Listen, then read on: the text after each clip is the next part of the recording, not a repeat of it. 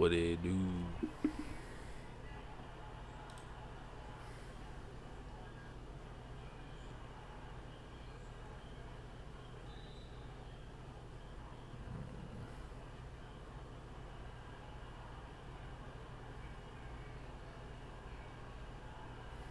that don't look too promising, does it?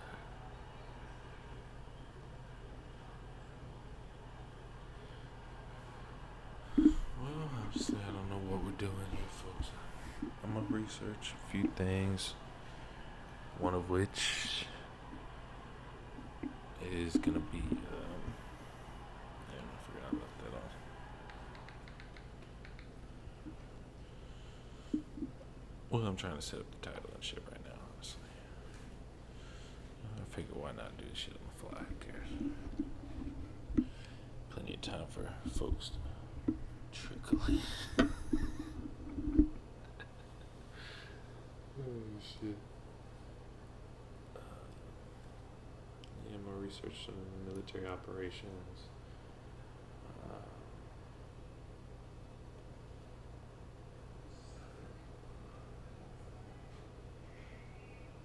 And I don't know what else. I might try to hook up Skyrim again, see if it'll let me fucking stream that shit. Or not.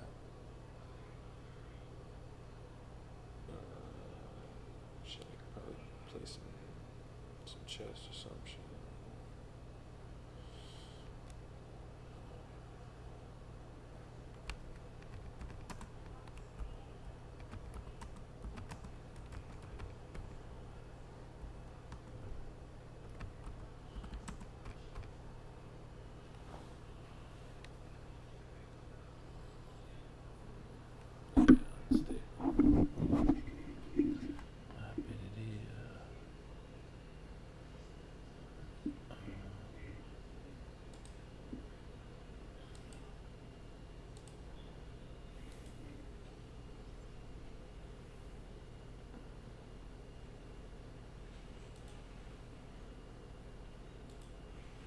Let's see here.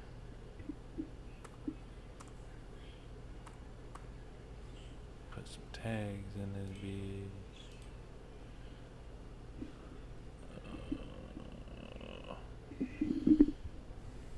But shit. I'm just loving life right now because nigga got a few days of freedom. Well, I'm always free, but nonetheless, days where I ain't gotta work. So I'm enjoying the hell out of them. So, alright, adding tags.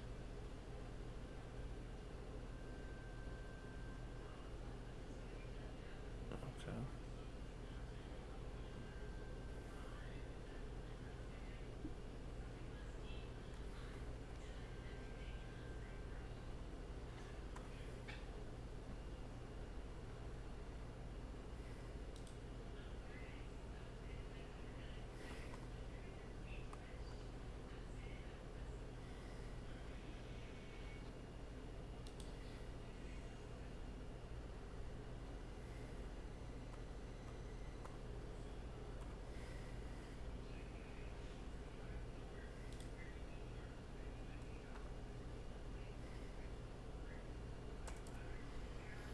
Alright, that's good enough for now.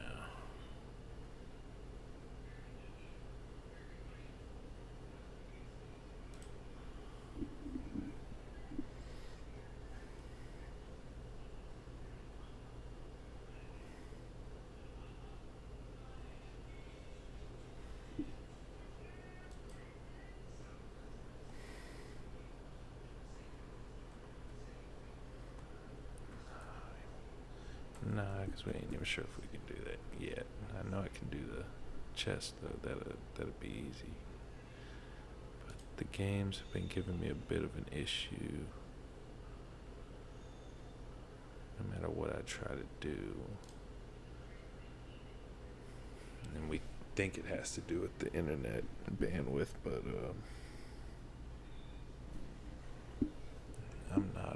on that. Alright, let's take a look. This is apparently just gonna be the Bobo bizarre adventure mystery motherfucking shit. It would be nice if it was Bobo and JoJo as planned, but the Angsty Zebra's gotta do Angsty Zebra thing, so this is what we do.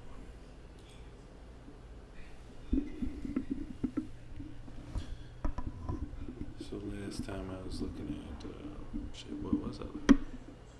All kinds of stuff. But today I want to look at some military operations that I heard about in the past and see just what Google comes up with. Maybe we can start at the Library of Congress just to see if there's any documents on these in there or not, but I doubt it. And I'm not showing it, am I? Dumbass. Alright. And then we should probably get some music rocking too. Windows, boom.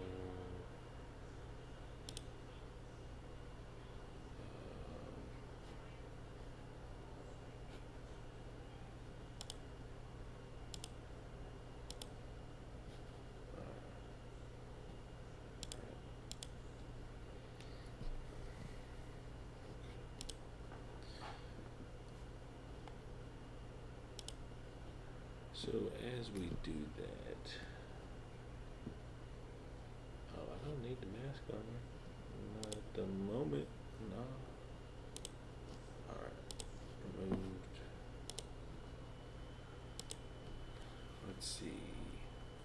They're supposedly under the umbrella term.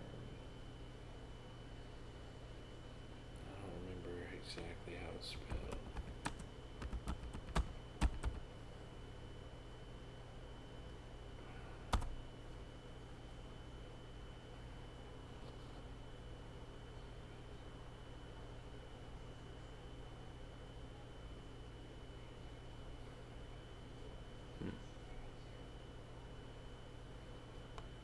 That's not something, I don't think that would be in the Library of Congress.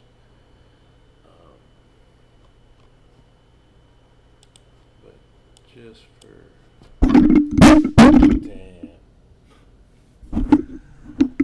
my bad.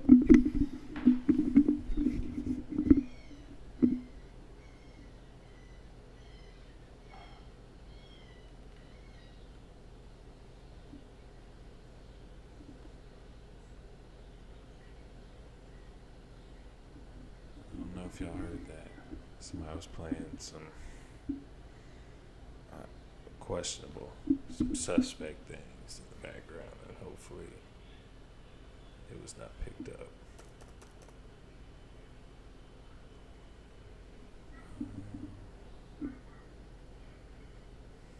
Y'all should see this cat.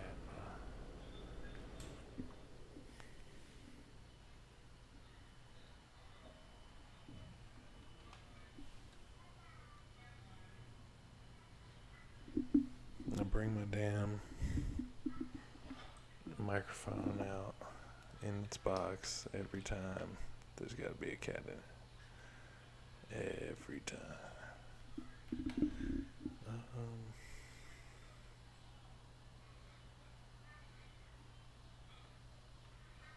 What was I doing? Nothing really.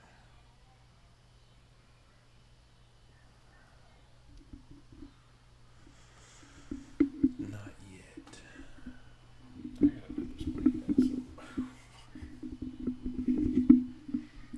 where I won't knock it over so easily.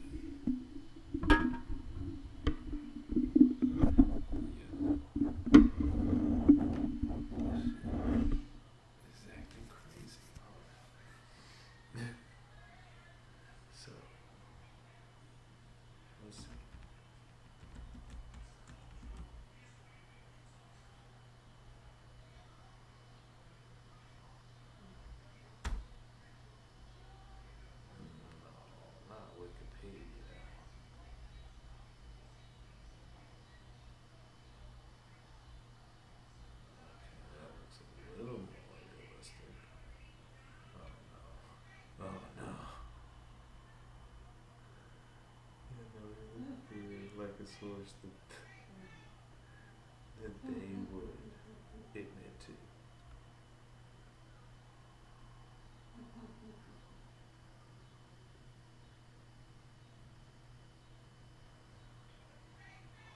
DTRA.mil. I have to figure out who that even is. But we can look at some shit just for fun, I suppose. I don't wanna. I don't want anybody to just believe what anybody says without being able to prove it themselves with their own research, their own common sense, what they feel to be true. So that's not.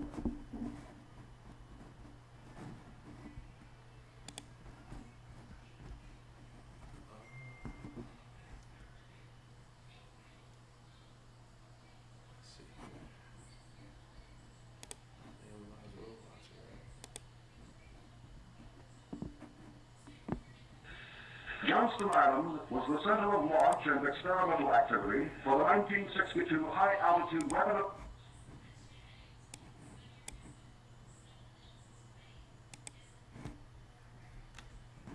You didn't hear nothing, did you?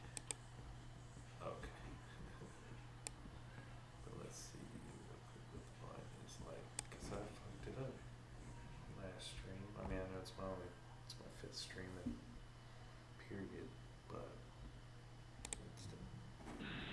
Johnston Island was the center of launch and okay. Well, let's bring that down just a bit. experimental activity for the Okay.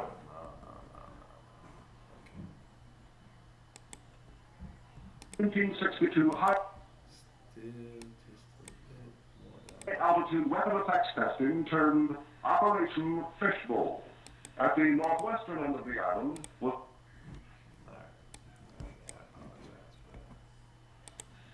Johnston Island was the center of launch and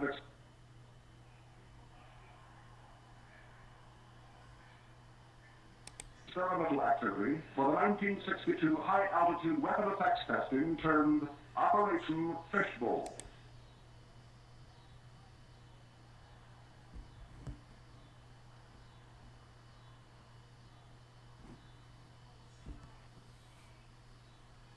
And then I gotta.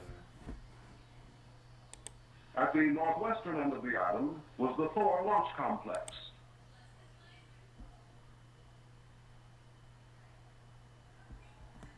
Do it? I mean, I guess I should. I took the filter off. Took the filter off too soon. Yeah, I'm struggling, y'all. Like, give me a. I'm trying to. I'm trying to learn as I go instead of like just give it to you. Oh wait, no, that's right. Well, at least I'm giving them, proper credit or whatever. Hey, I'm about to do it anyway. Should I? No, let's just do this real quick.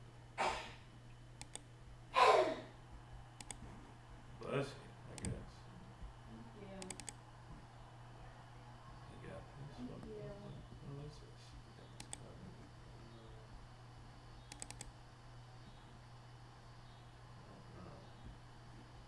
Now I'm stuck.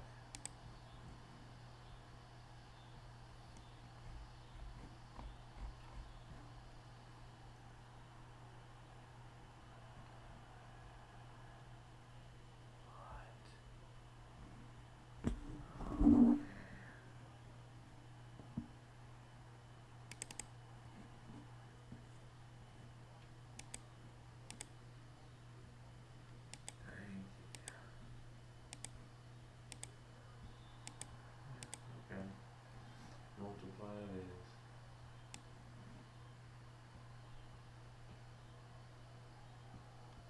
For now.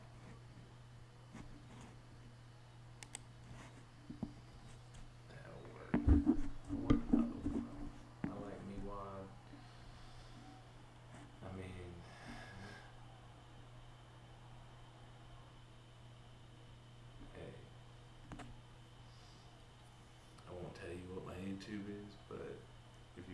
see a meat wad? There's a chance. Come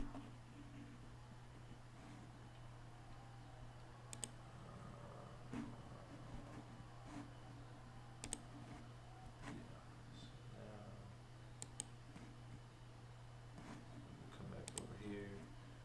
Let's go 3. Just for a second.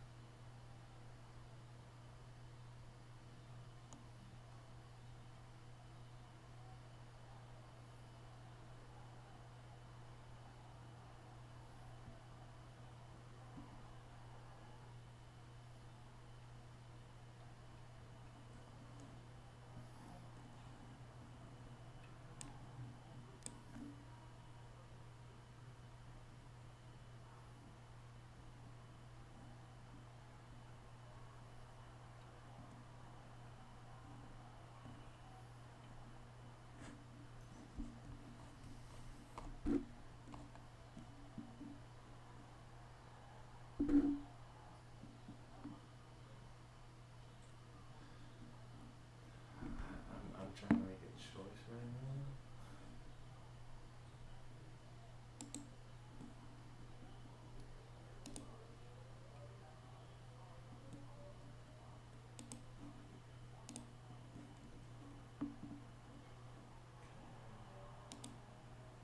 That should be good. Let's go back over here. Um,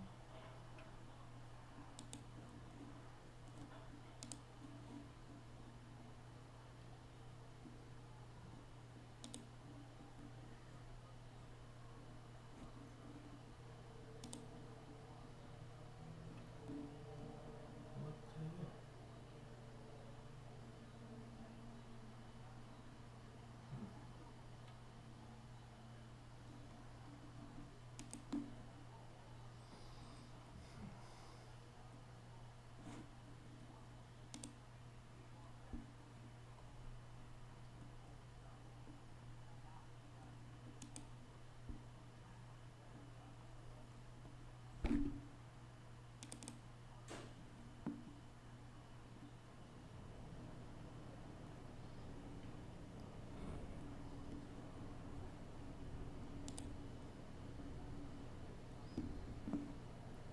I feel like that's fair.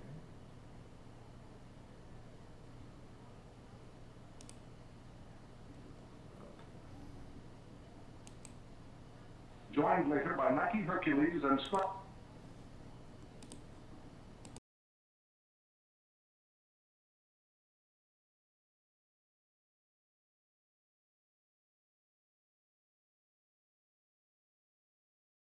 Units, plus a second floor pad. On Operation Fishbowl, nuclear detonations rent the sky 5 times over the Johnston.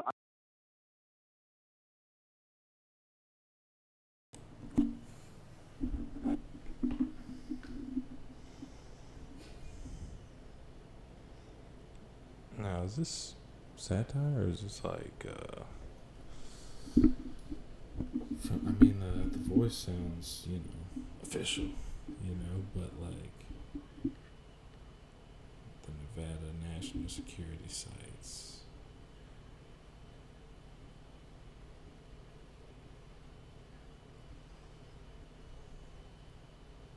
So let's just watch it one more time with the understanding that they're detonating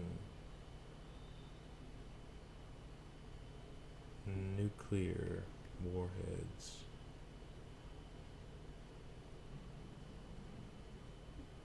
Huh. As high as they can, I guess. I don't. I didn't hear them say specifically. It's just high altitude weapon effects. 8,063.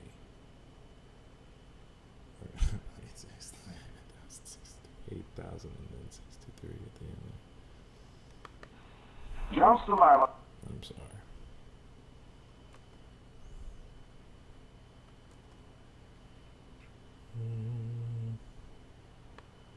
It would be nice if I could.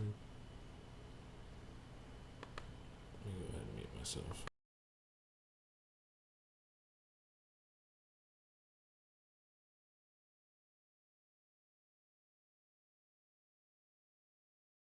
Was the center of launch and experimental activity for the 1962 high-altitude weapon effects testing termed Operation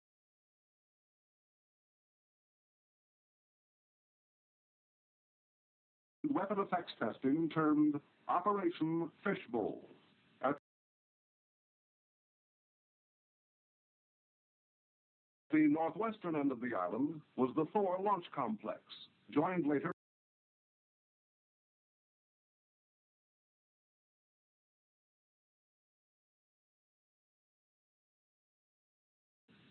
Johnston Island was the center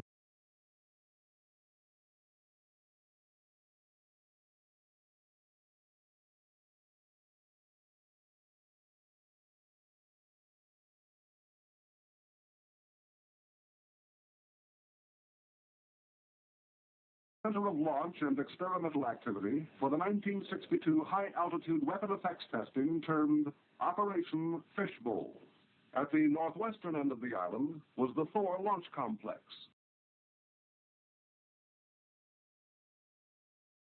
joined later by Nike Hercules and Stripey units, plus a second Thor pad. On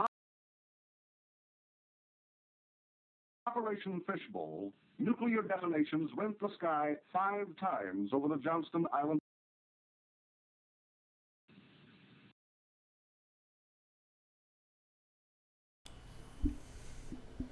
So, Operation Fishbowl. Let's detonate 5 nuclear bombs, missiles in our atmosphere. Seems, I mean, that's. Is there any comments? There ain't any comments allowed on this video, is there? Some things are weird. In space.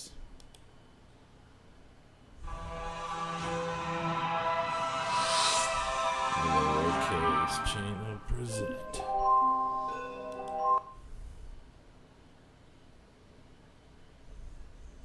So, high altitude nuclear weapons test fishbowl phenomenon and fishbowl XR summary.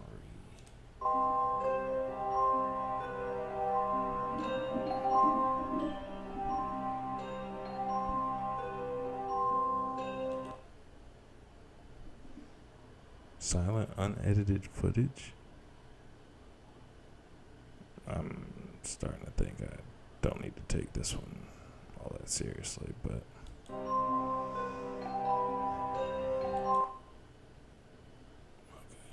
okay. All right, everybody can see. I don't.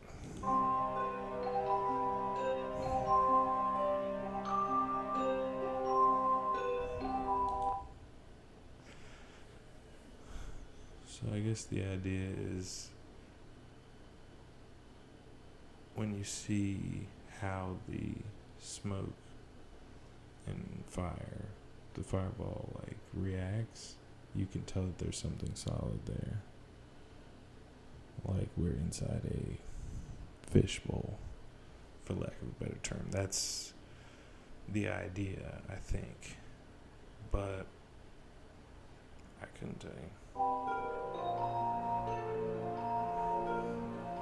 This music is a little much, though. I can't lie to you. Anyway, I'm not sure. But this is something I've heard many times. Let's see if they got the other one up there. I haven't heard much about that one.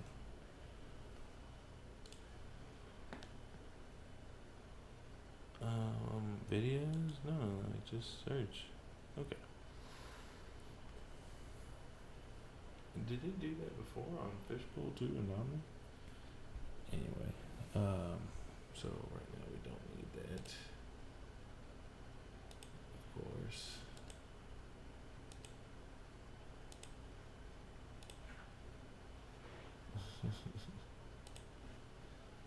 Alright.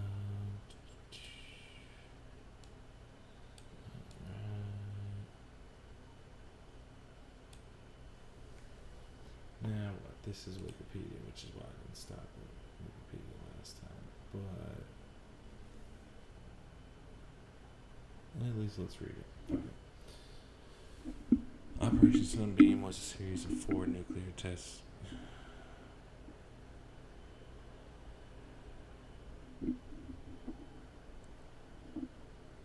So sunball or fishball, sunball, fishball. So fishbowl was 5 nuclear tests. Sunbeam is 4 nuclear tests.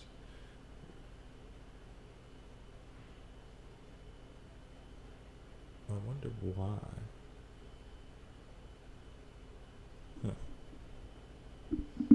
Just high altitude.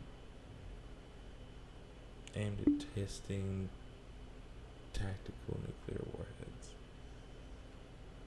Being the Davy Crockett. The Davy Crockett.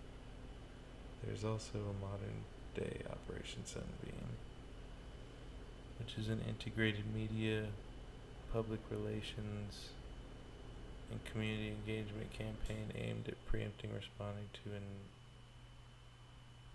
neutralizing NIMBY opposition. I'm afraid to even try to look at what that might be.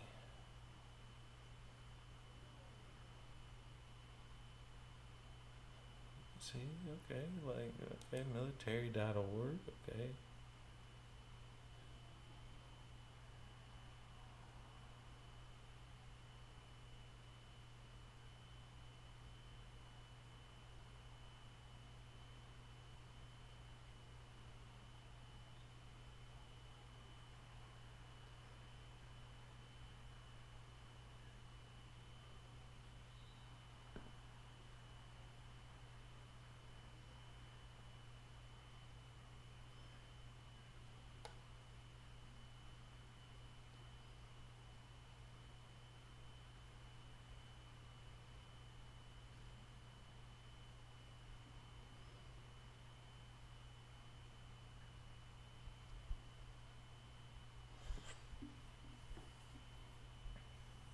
Bomb delivery system weighing in at 76 pounds.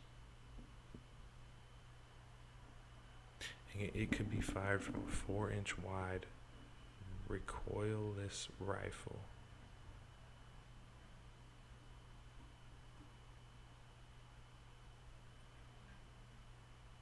Oh, is that today?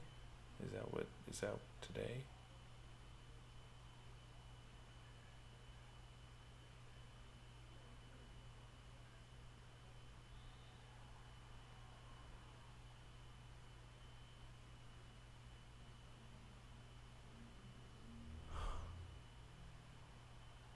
In 1962,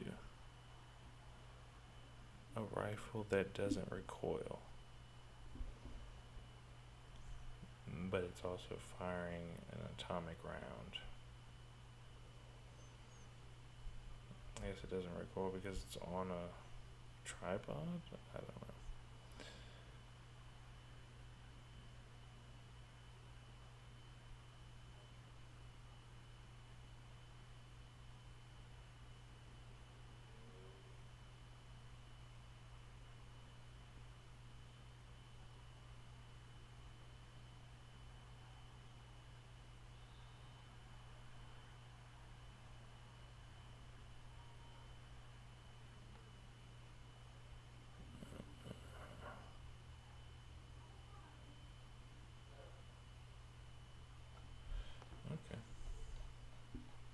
Interesting.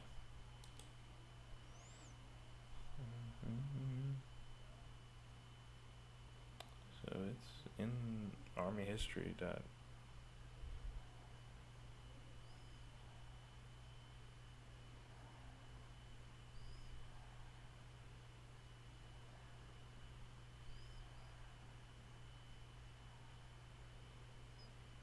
Oh, I'm sorry. Oh, yeah, shit.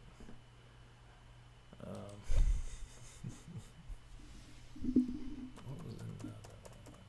There's a bunch of them under the Dominican umbrella, I thought. There's Fishbowl, Sunbeam.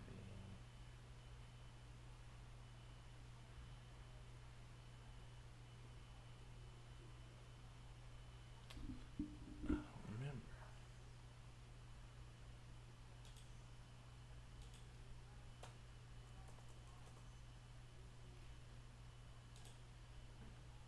Because I thought Wikipedia gave you the list.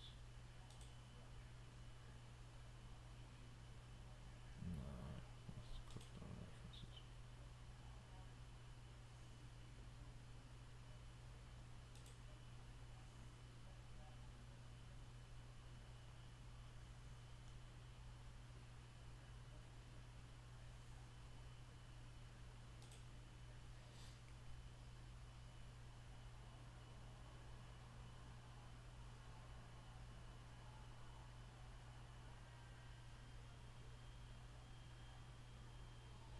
Now, what I'd like to see if there's any other times that they decided to bomb the sky indiscriminately.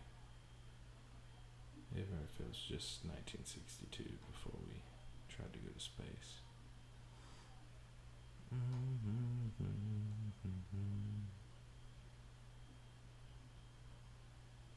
So it looks like a no.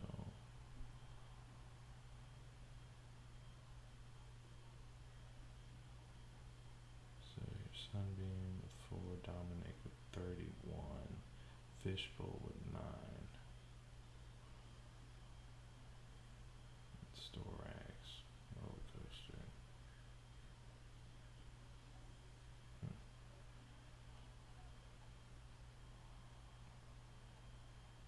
So what, they stopped testing them in 92? Is that what we're to believe from this?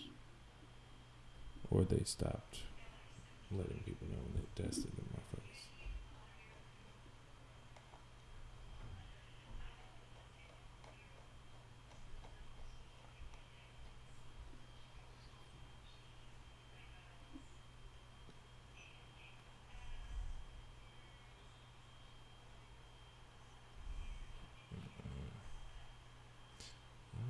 Yeah, I don't get that. There was 31 under Dominic. So why is it acting like... Oh, Fishbowl.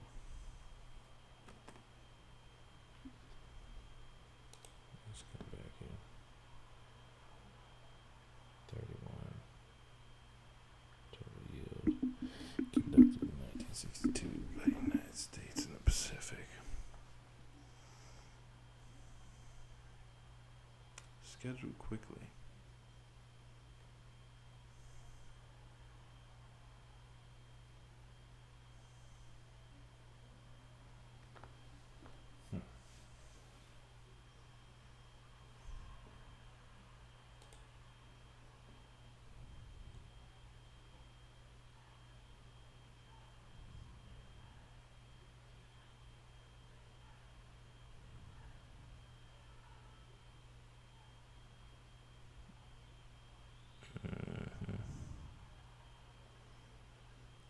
Johnston Island.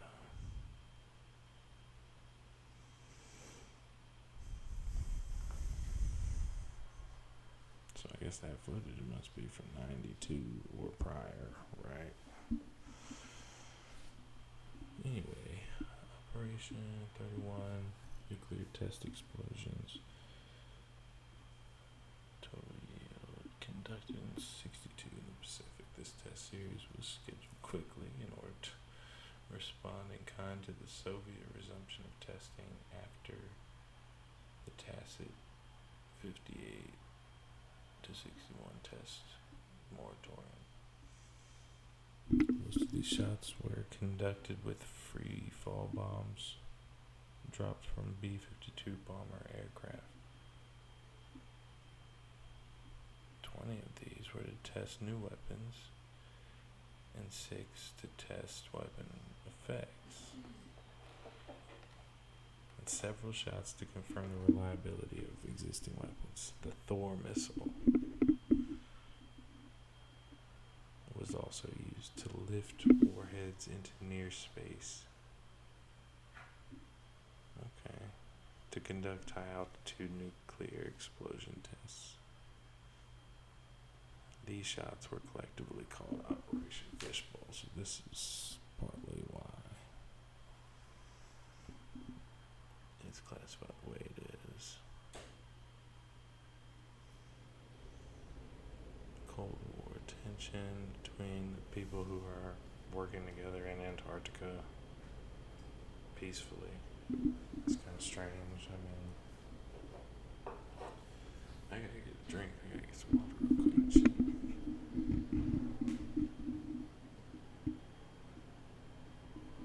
Did y'all hear that?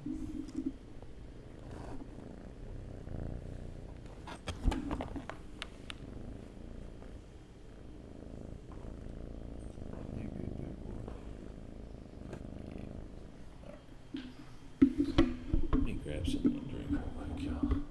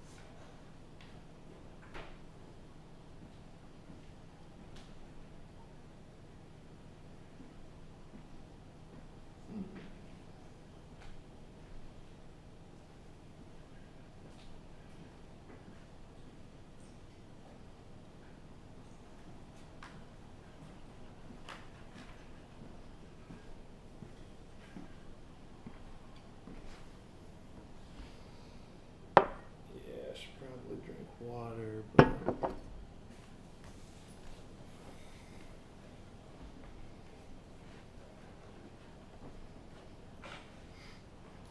I've got to feed my crippling addiction.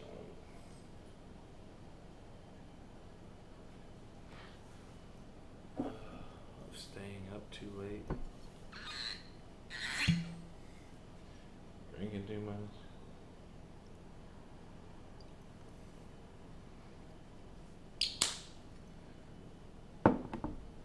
Somebody's like the boy's alcoholic or something.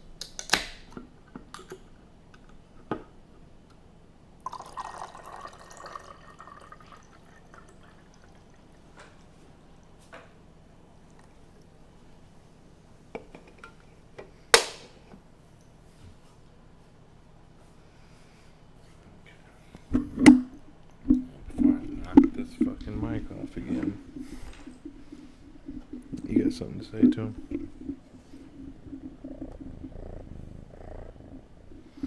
This is Lux. He is luxuriously living lavish with all of the alliterations that there should be for a handsome young cat such as himself. See if we can get him up in there.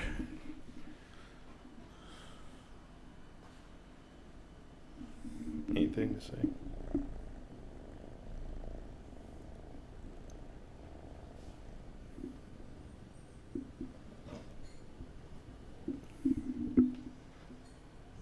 You're usually really talkative up in this bitch. Oh, okay. He's shy.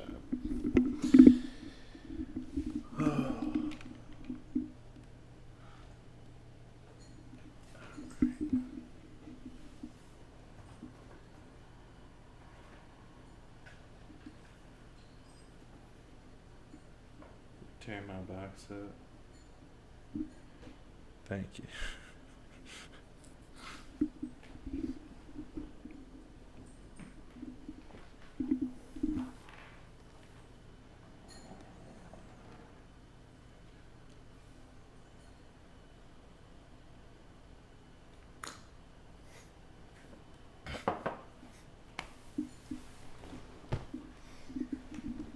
Okay.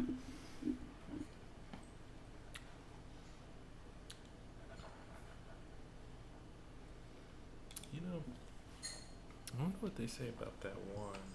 I heard about it a long time ago, like when I was a kid. And I remember seeing a video with the Colonel, but Northwoods, right? Was that what it was called?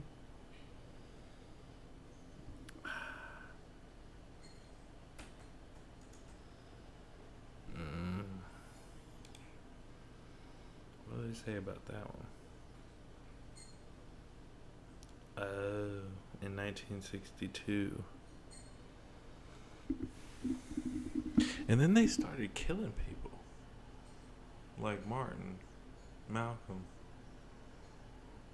JFK, and his brother.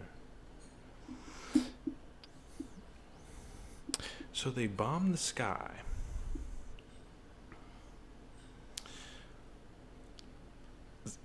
Some people say that's when they found out they can't get out into space. There's no physical way to get out of there. And if that's the case, what you've been telling people for the last 500 years is wrong. Are they going to lose faith in you guys as ruling power and take the power from you? So you clamp down maybe with more force than you should, which creates the utter skepticism and apathy of the people for you. You've become a heel promoter. The government here is Vince McMahon. And you don't want to see the skeletons in the closet. You just want to cash your check. And I don't blame you, because I want to live too. I want to take care of my loved ones too. So I ain't never going to blame you for working hard, just trying to make money and do your thing. That's by all means. But we got to try to be more vigilant, I think, than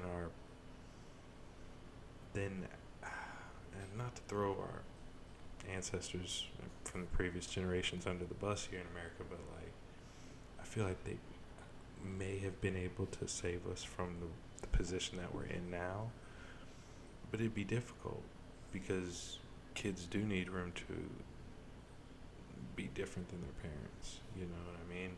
And freedom is always going to come with an inherent risk that things go wrong.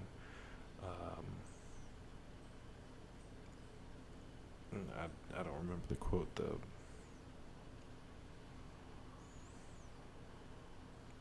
I prefer dangerous freedom over secure slavery. Like, that's, I feel like, a healthy position. Some people might disagree, but it is what it is.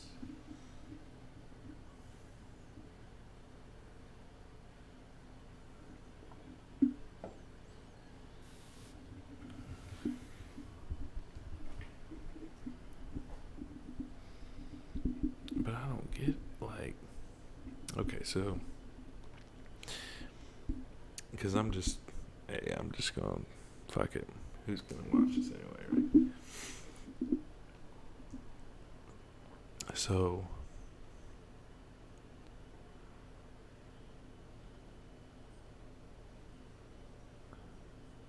from the 1830s to the 1920s, we have orphan trains taking what seems to be a constant influx of children from New York and other East Coast cities, but mostly New York from what I can tell. And they go all over the place. During the same time, you have these world fairs all over the place with the baby incubators. And I mean, the buildings that we couldn't replicate today that they say that they made out of, well, I don't even, out of something that's supposed to be temporary, even though some of them turned out to be permanent.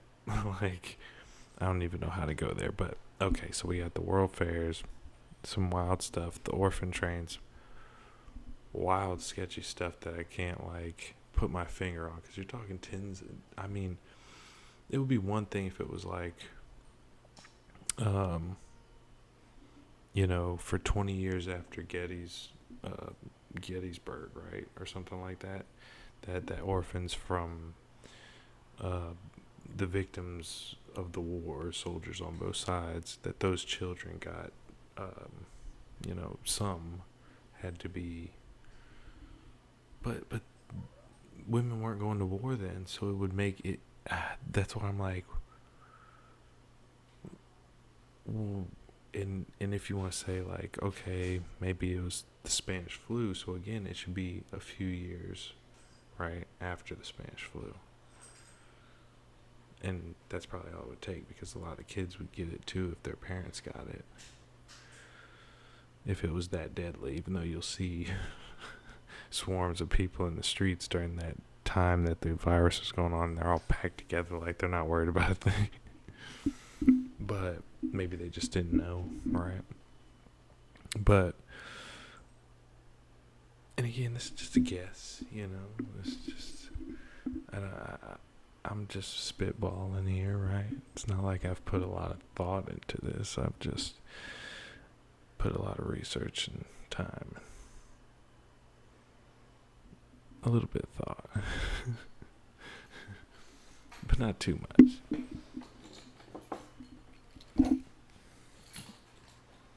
Had to get my keys before this cat goes crazy. Come over here. I don't know if I gotta use this or not, but like, this one's a terror, bro. He's a terror.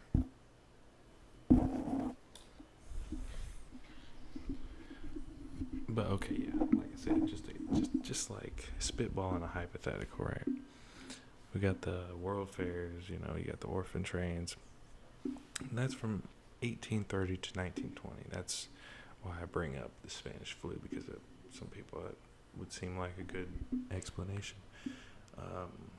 And like I said about like, as far as Gettysburg, it would make sense again a little bit after that event, but we're talking about it starting before the event, and they're not coming out of the South particularly. But yeah, the flyers of, come pick you out a kid off the train. Wild. We have this country that's mentioned in these newspapers, that's all over basically where Russia is, and we're not sure exactly how far. We don't see a lot of maps of.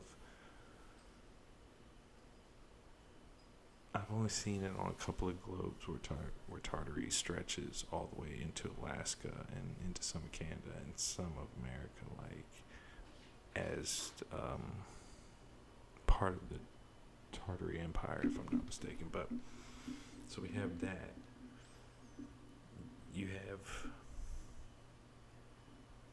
I mean, I'm sure I'll look at that at some point. You have basically, in the early 1800s, you have all these pictures of all these cities that are being dug out of the mud. It's as if the earth almost like liquefied and swallowed up some of these places. Or there was, but because it doesn't make sense any other way for some of these buildings to stay intact. If it was like a mudslide or something, it would knock the building down, right? You would think. But the pictures of them uncovering railroad tracks. Now, if I'm not mistaken, y'all are supposed to be the ones putting them down, but it looks like you dug a 5-foot long, 5-foot deep hole and then put 5-footed track down there and took a picture. Why would you do that? You would take a picture when you found something unexpected 5 feet beneath the earth. A railroad track was already there.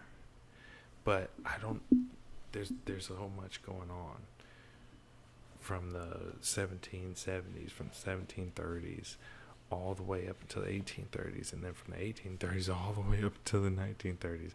And then we have this kind of stuff where in 62, doesn't Kennedy die? Don't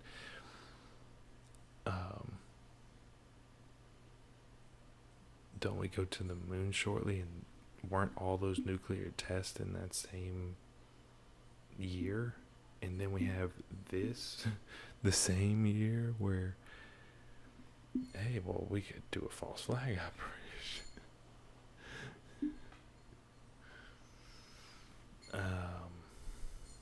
Oliver, right? Oliver North or something like that. No, not Oliver North. It was, I forget.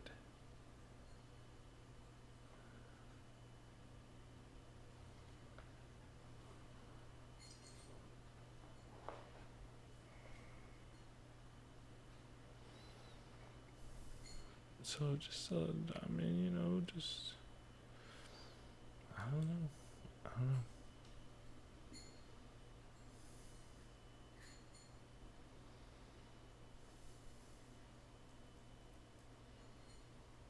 I doubt they'll have anything about this one on there. Wait. I can't spell for shit right now.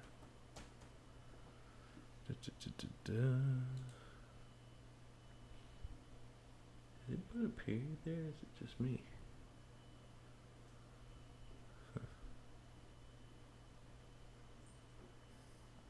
And alleged. Okay, that's fine.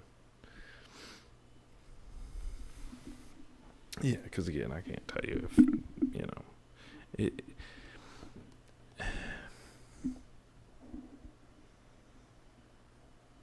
To be fair, like, you could start at the top. If you're the CIA and you walk into, I don't know, what, Soros or Ted Turner, after he starts a 24-hour news cycle, fucking CIA walks in your office and is like, for national security, you must follow these rules.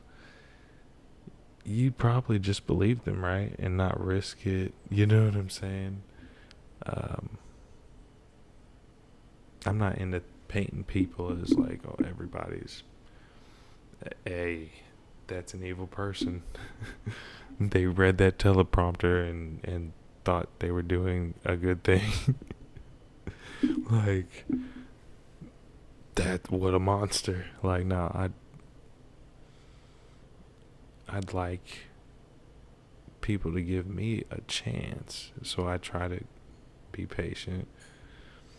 And I mean, I try to be vigilant with people and with things in general in my life, but hey, we it'd be nice to give people a chance to. All right, an alleged large scale program by the CIA that began in the early years of the Cold War aimed to manipulate domestic American news media organizations for propaganda purposes. There's 3 sources there, apparently. Declassified. Inside Operation Mockingbird. Okay. Well, I mean, y'all can see that. Well, wait a minute. There we go. Right here. But obviously, it's pretty easy. You just Google that shit. It's fucking, I mean, yeah, put them on the payroll. And if you're a young journalist, you ain't making no damn money. You got student loan debts. Give me that money. Tell me what I gotta do. That was pretty loud, wasn't it? wasn't it? I might be being too loud today after being not loud at all. And I ain't got no damn music playing or nut. But that's alright. I don't really care all that much. What's another operation we thinking of right now?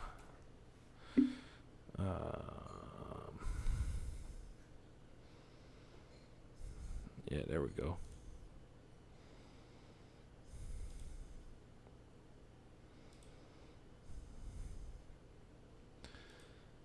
Man, that looks. I ain't gonna lie. I thought we was gonna get thrown off the internet for a split second.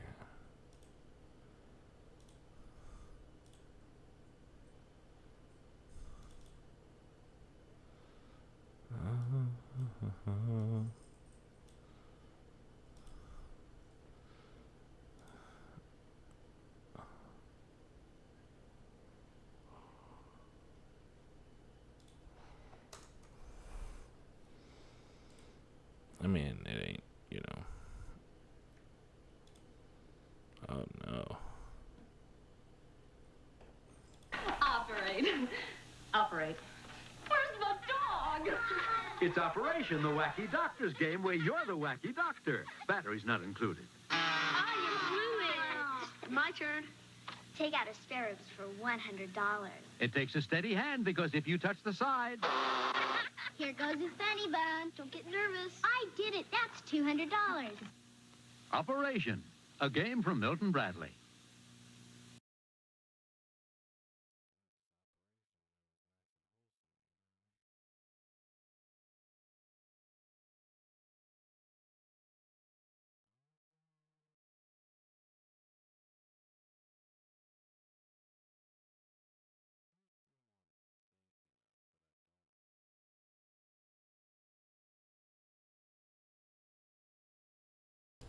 We might want to just like a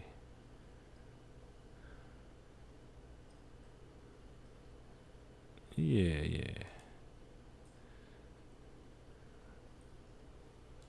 I hear you. But we might want to just go ahead and come over to YouTube here. I can't explain exactly why.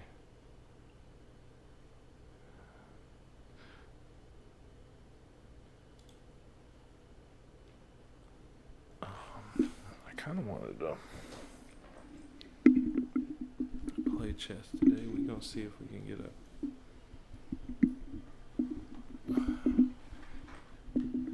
if I can get a free game going.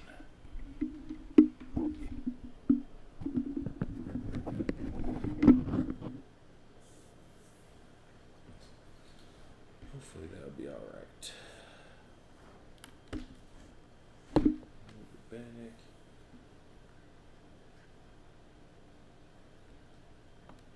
Alright. So I'm gonna see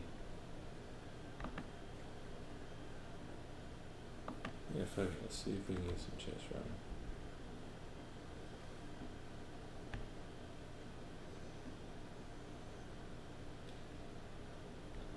Do I have to sign in, sign on, sign up?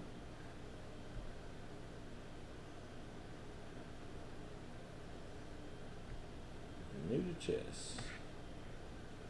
Well,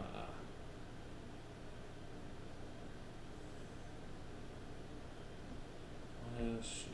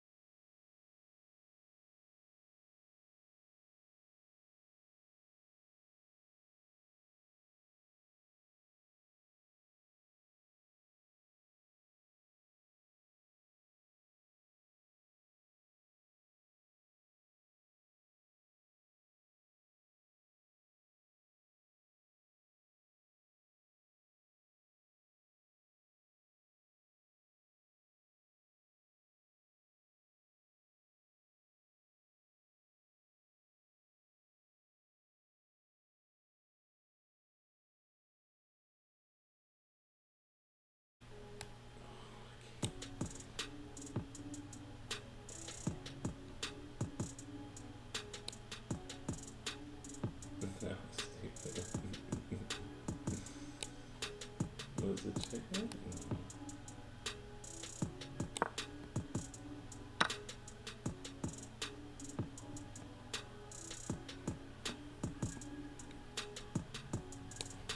Yeah. Oh, damn.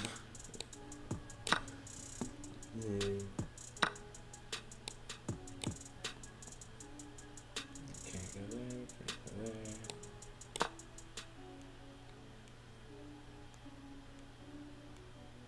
Yeah, they're looking. Yeah, it's about the same. That's the way it's gonna go.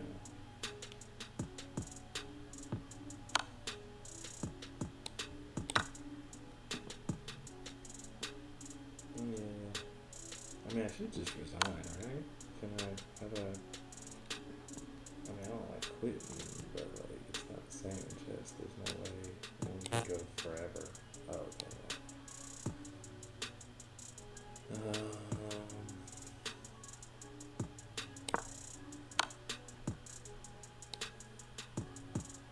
Can't go there, can't go there, can't go there. And then I'll be,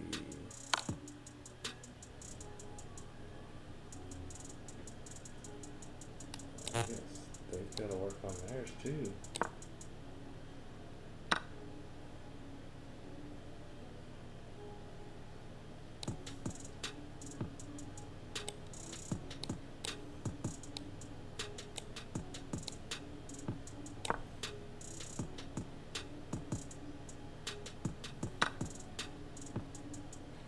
How do I?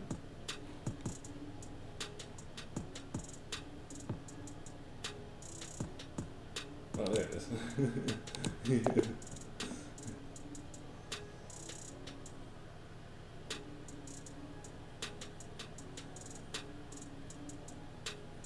Mistake and a blunder? Well, two mistakes and a blunder. Which is fine. I don't care. What is this?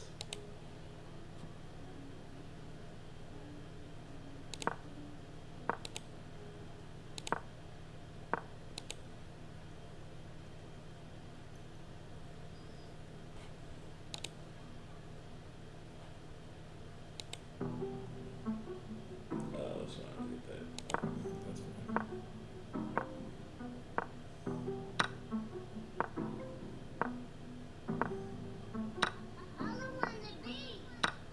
Yeah, I haven't played against good people in like for, I mean, I hate to say it like that, but like, you know, like I played a couple people who are smart and fast learners, but they got, you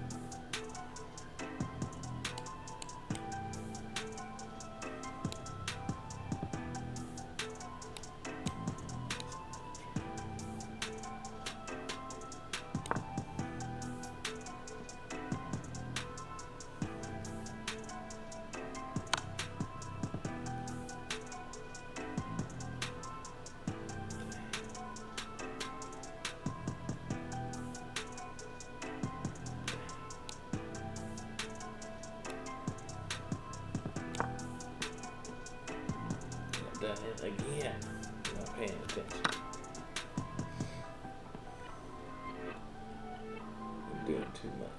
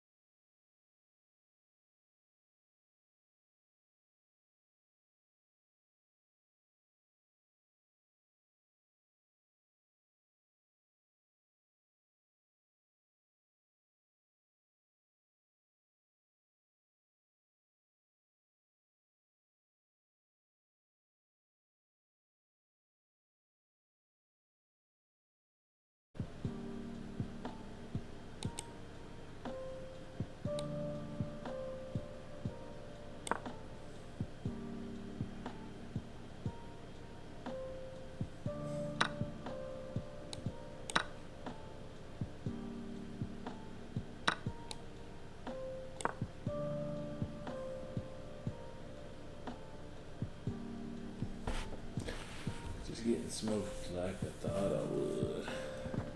With a sad track in the background.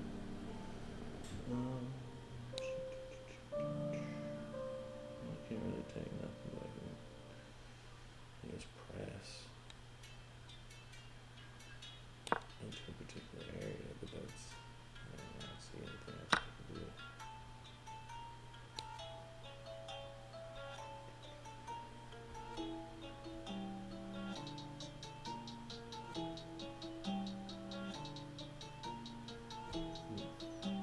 I can't see nowhere with that thing. Yeah, let's see. And if he just made it there, that should be it, right? Well,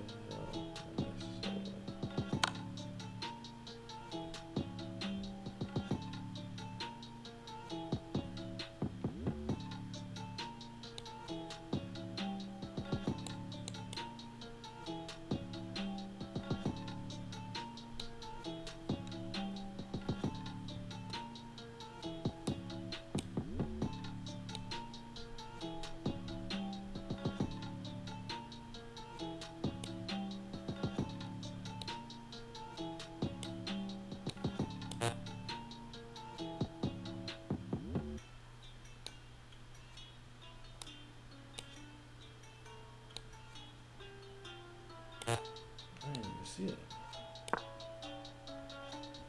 Oh, duh.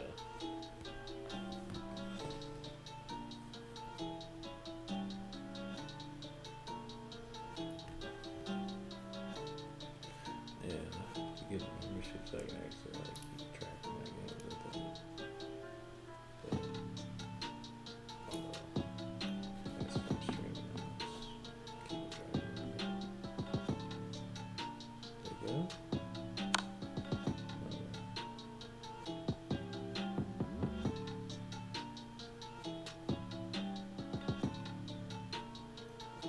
How's it not done? Am I tripping? Is there a way that it's not done? Just that. That should be it. Relatively quickly. Yeah, okay.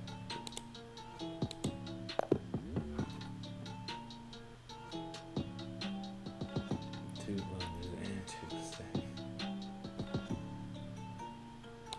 That's not bad though. I do a little bit at a time.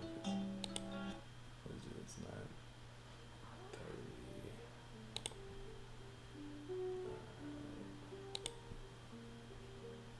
I've only been on an hour and a half.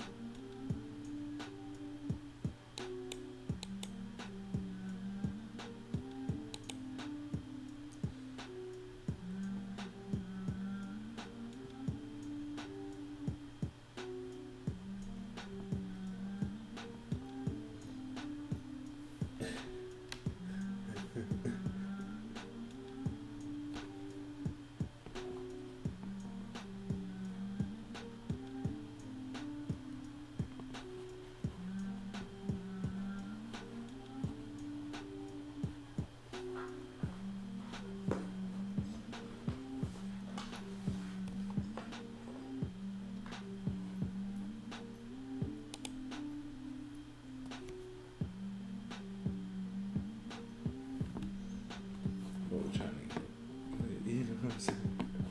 Trying to get used to what it's gonna look like on both ends.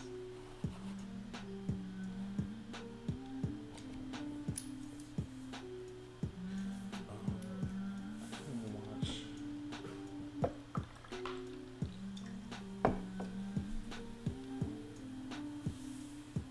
Come on, watch something. What?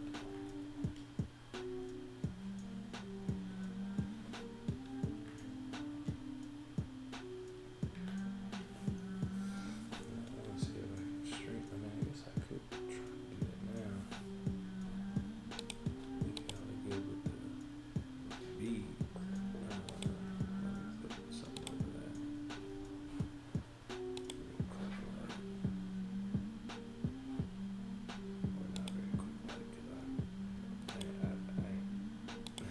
I ain't had time to look for the fucking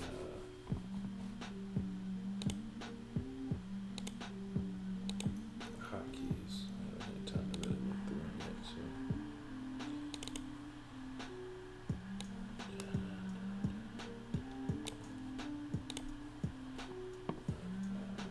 So,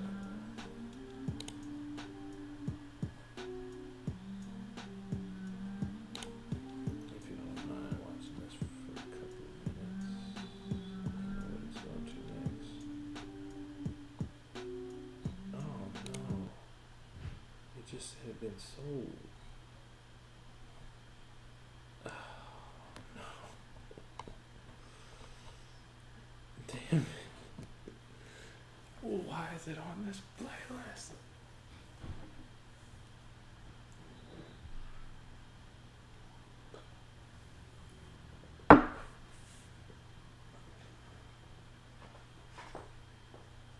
That's why something like that can happen. I got you. Because yesterday's stream at the beginning, it randomly muted all the audio, and I was like, I know the only music I played was from the freeze, so now that makes sense. What was I doing? What's playing? Okay. I was gonna see if I could stream it.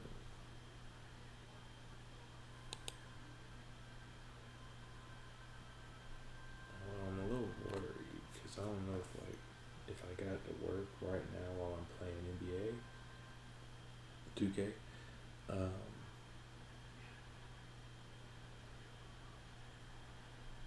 Would I be able to then switch over to Skyrim? Because I kind of want to switch over to Skyrim. But I'm in the middle of this game right here in the playoffs, so I'm letting the computers play right now, so I don't want to just, oh, damn.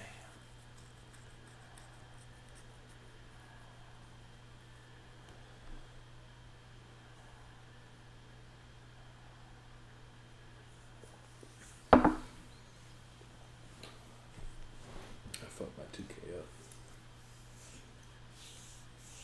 Man. It's over, right? I just got the PlayStation, like, I mean, I think probably 2017, 2018. And, it's 2K17.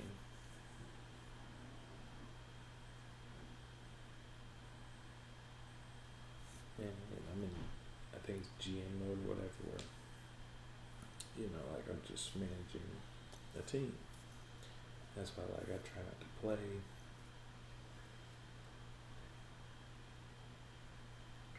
for them and help them and just see what happens when you simulate, right? And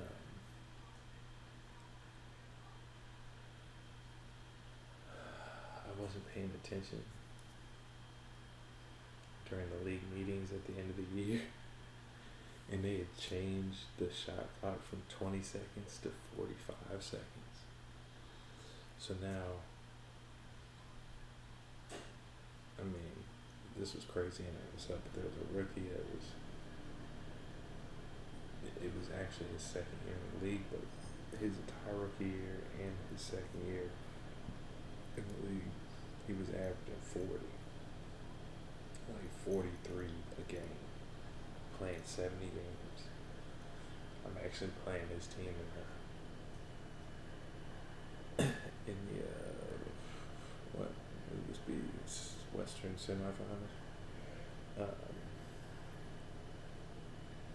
But this year, with the 45-second shot clock, he's averaging like 19.8. I think he won the MVP with like 19.8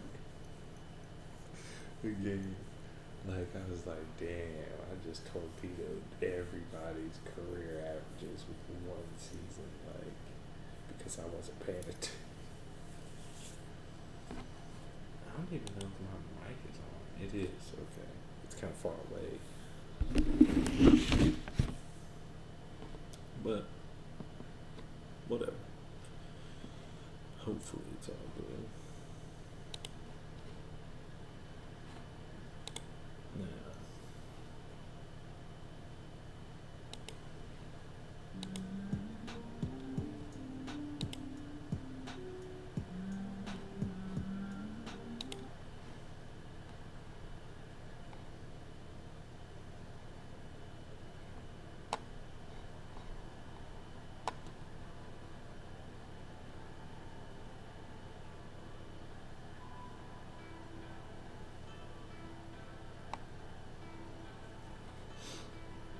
can I see this?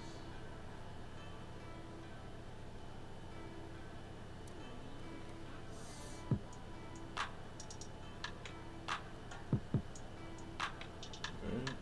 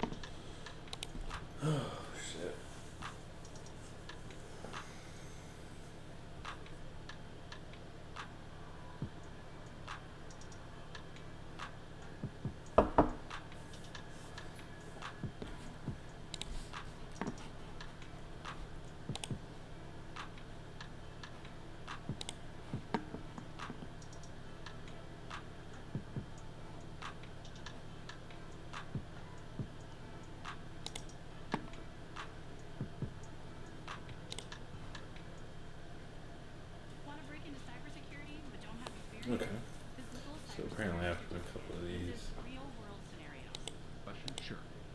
videos.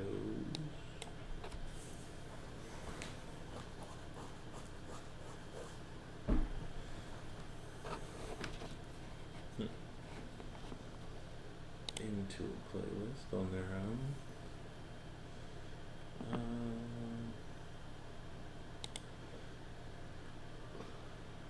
Maybe I should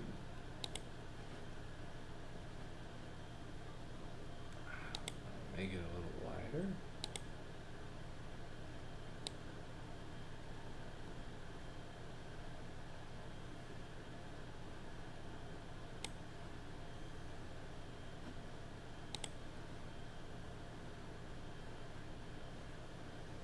No, I don't like that. Let's try. I just like multiply, really. It just sucks how it's too deep right there.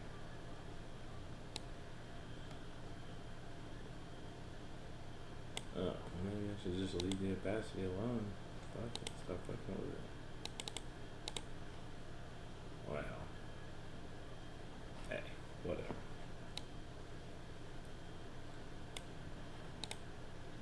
Question? Sure. How many states?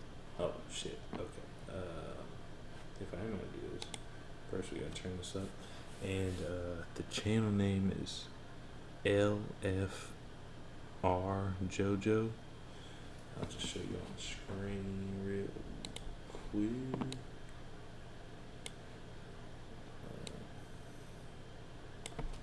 And it's oh shit, what's his name? Charlie.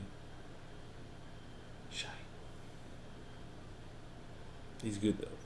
You know what I'm saying? Charlie is a bright young lad. You know what I'm saying? And then it says destroys college professor. I don't think Vosh is a fucking professor of anything, but I could be wrong.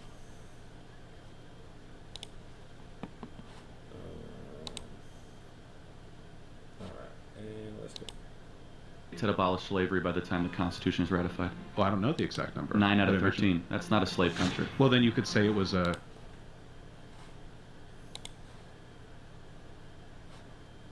confederacy with Okay, so we might need to come down this a little bit. portions that were slave I think that's states. better said. 9 out of 13 had already abolished. There was a sunset moratorium for slavery in the Constitution. Charlie is cooking right now. He's cooking. What I noticed, at least in some of the classes that I took, the higher end classes, you know, what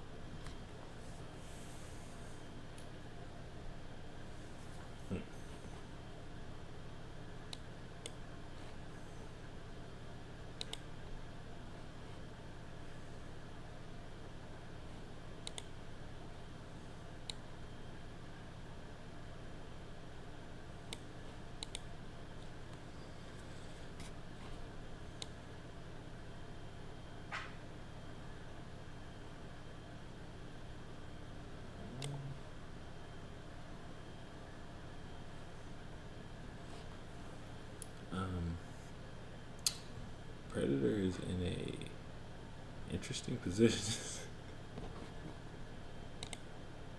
was that sometimes when you were presented ideas, they were presented not to have you agree with them, but rather to incentivize the greatest discussion.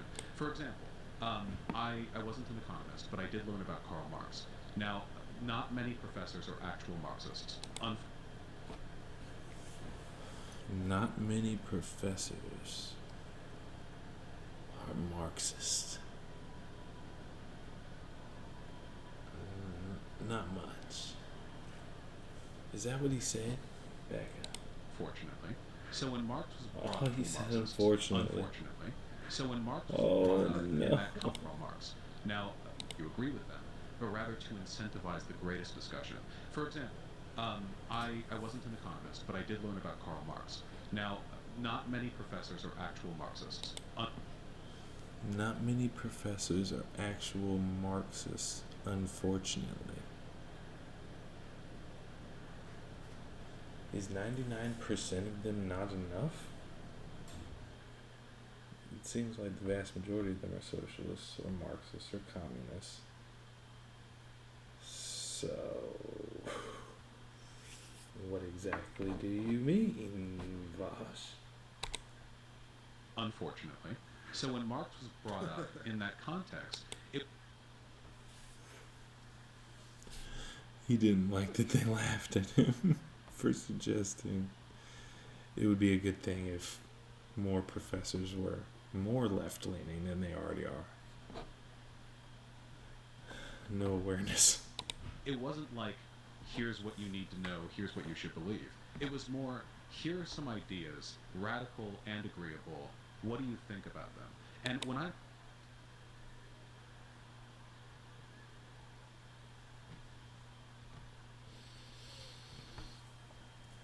Do you smell that?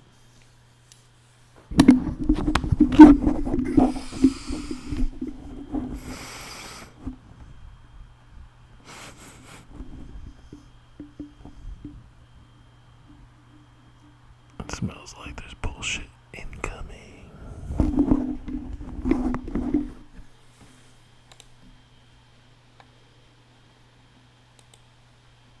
look at what Kennedy has written, I don't often agree with some of the more radical propositions, but I do enjoy the process. And I don't think that's something which should warrant the state intervening to cut out those discussions. I think that's a great brutish response. It's a great segue. If I could go. So,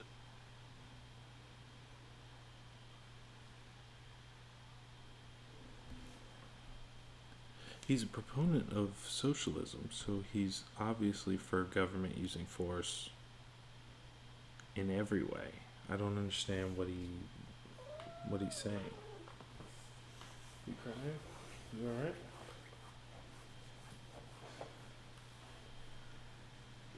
I'm telling you, luxury, living lavish over here. In a box. Alright, see what Charlie hits him with. So the next question then is, should we be teaching first and second and third graders to be hyper conscious aware of race all the time? I think that's destructive. I think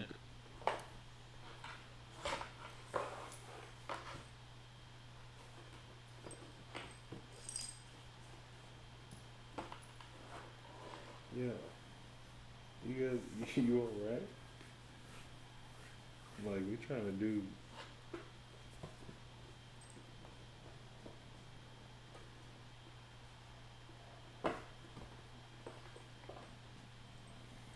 We trying to do a show over here.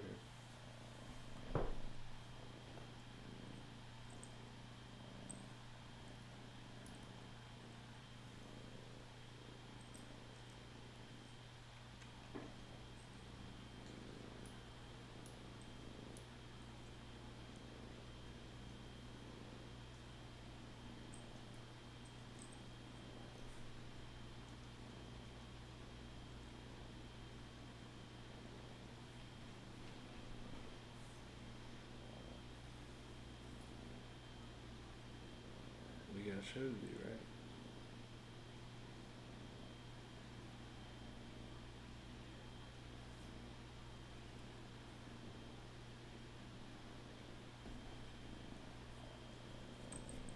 Oh, hell no. Nah, if you think you're about to go and jump on that laptop, you go crazy.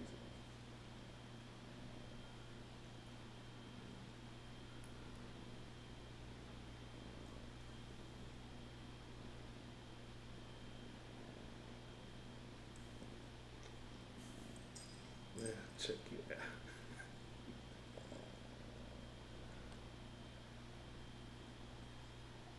Well, why don't you go over there?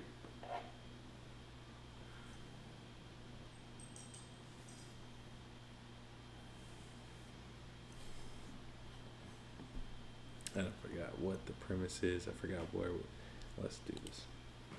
goes against the American promise of e pluribus unum, of caring more about character than skin color. And yes, Martin Luther King Jr. was a mixed bag when it came to this stuff. He's a cool guy. But he was a very radical socialist in some regard, but he really hit it perfect.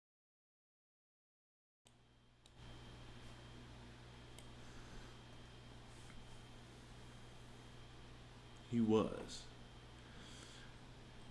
When he began to see the light is when I think they made him go to the light. if you catch my drift. You guys ever looked at the transcripts for the court case? Now, people tell me that,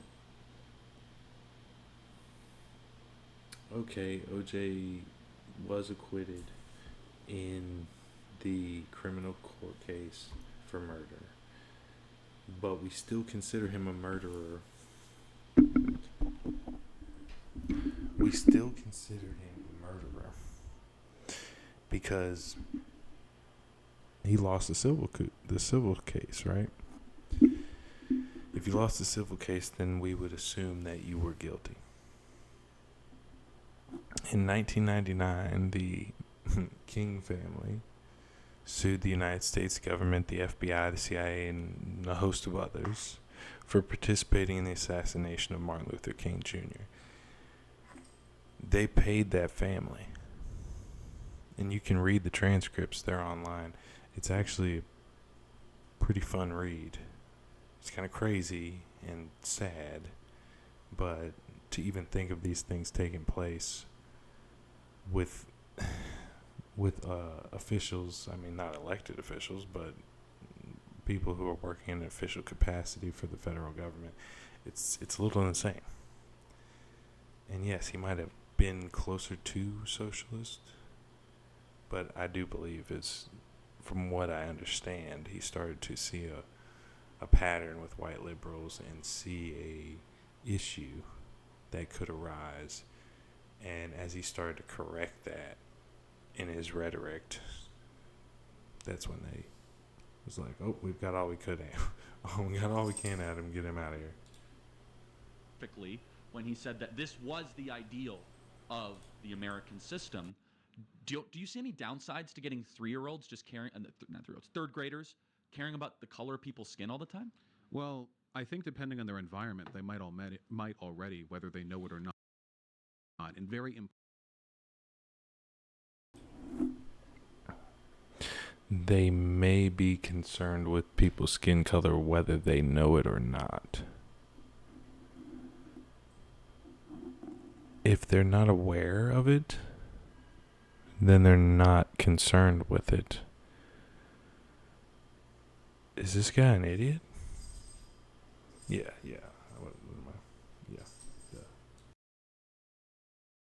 implicit in subtle ways. We know from tests done, for example, on like little kids, like 4-year-olds or whatever.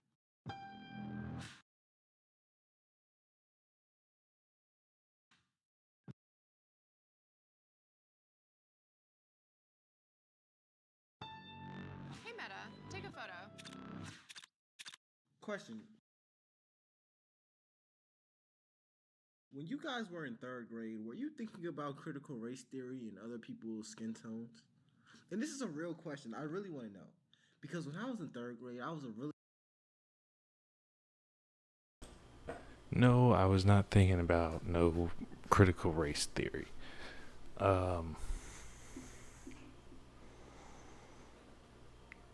My life is a unique example in and of itself.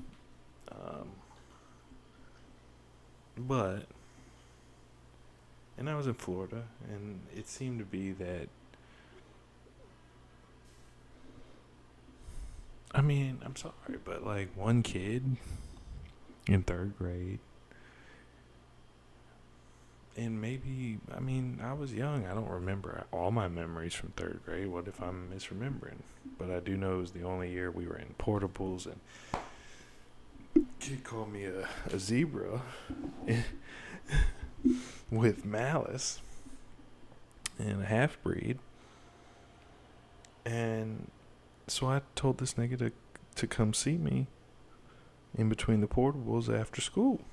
And he came out there, and I hit him in the stomach once, and he doubled over, and I picked up my bag, and we never spoke of this again.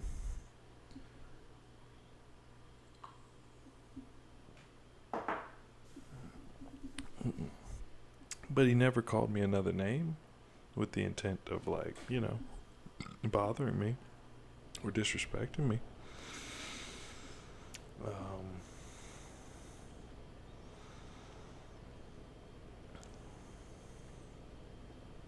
I'll say this: the most prejudice that I've received in my life, based on skin color, has come from dark skinned people. Um, so that just being that, meaning I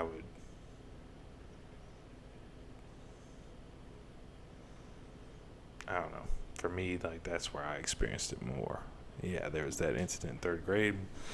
The next year, a girl called me the N word, but in retrospect, I don't know if she was doing the hard R or not. But she was fair skinned, but she was actually Hispanic. So maybe her family used it, her big brother used it or something, and it was more acceptable in that context, and she might have been used to it and said it without, meaning to disrespect. But I threw that girl in the garbage can. But again, I was fourth grade. I was 8 or 9 years old. So it was late 90s. You know what I'm saying? Shit. I had to go to anger management after that. But these are literal, like, that's 2 incidents in my entire life where someone who's fair skinned said anything that I could even construe as racist in a disrespectful way towards me. Like, yeah, I've heard light skinned people tell, which is what I call white people too. I mean, I've heard them tell racist jokes, but that's a joke. I don't give a fuck. Like, and I realized very young, like after like 4th and 5th grade, if you're gonna fight every time somebody calls you a name, you're gonna be fighting your way to expulsion. Like, you're gonna be fighting every day. So if somebody says something you don't like, challenge them. Tell them to either, you know what I'm saying, either put put their hands up or shut the fuck up.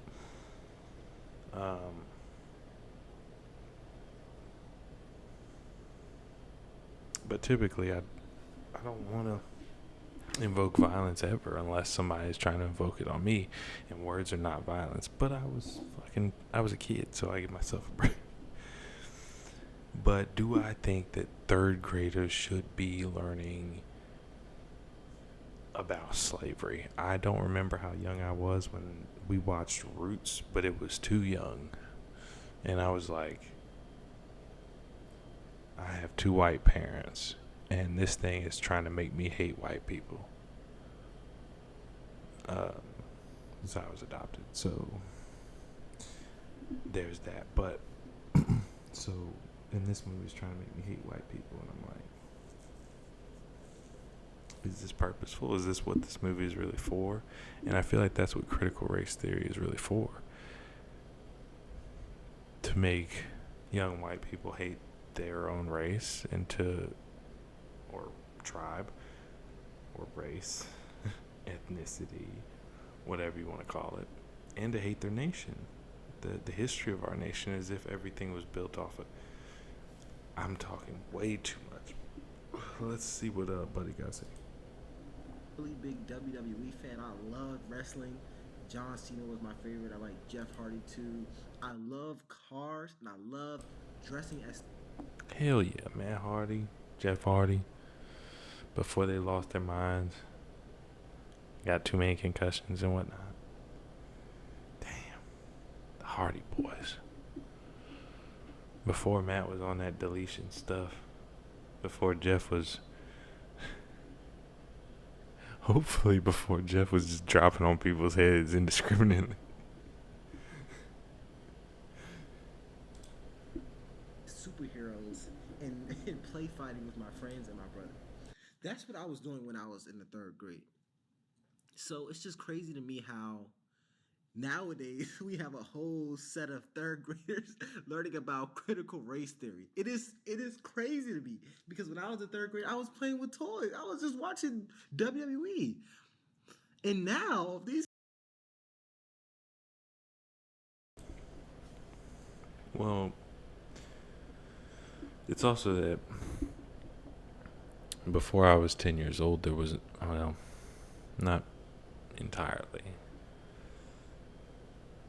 but there was only a few years of my life where there wasn't internet, but it was enough for you to, like, kind of get a feel for how things work now versus how things worked before. And information, I put it this way, like our parents' generation, the people who are like 30 to 40 now, our parents' generation,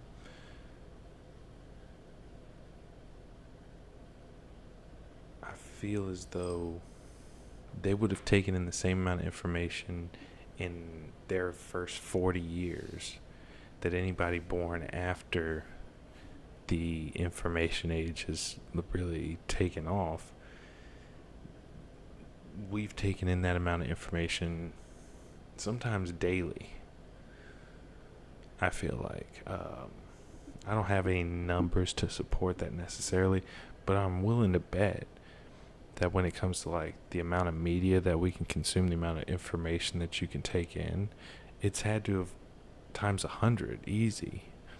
Because imagine when you would have to drive to the library and go in and pick out and find the book. First of all, find the book, then check it out, and then you can read it, and having to research that way versus having a computer where you can just grab the book, have a program go through the book, find what you're looking for that's pertinent to what you're trying to do. Like, you see what I'm saying? Like, but there's just so many ways where this technology allows for us to so I do kind of wonder what effect that has in the long term. Will that cause our brains to give out quicker or for them to last longer? Because if we're never sitting on the couch doing nothing after retirement, but we're still taking in immense amounts of information, maybe that helps preserve our minds for longer. Or maybe we blow them out because we are focused on junk. these kids are out here getting really woke. They're liberated in third grade nowadays. Oh my gosh. That some elements of implicit racial bias already infect their thinking. Now, that isn't a moral judgment. We're all flawed beings. We live and we die. We all have biases. That is just a part of life. But I think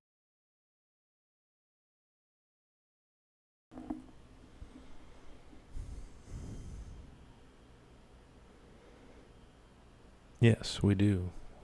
There's in-group biases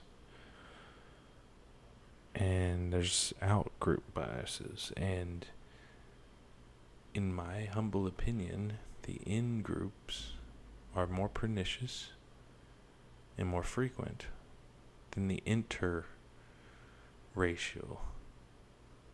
issues. But who knows? I think conversations. And I think that for each race, that's the case, honestly. Like, have you ever seen those commercials? I think it's like an Indian commercial where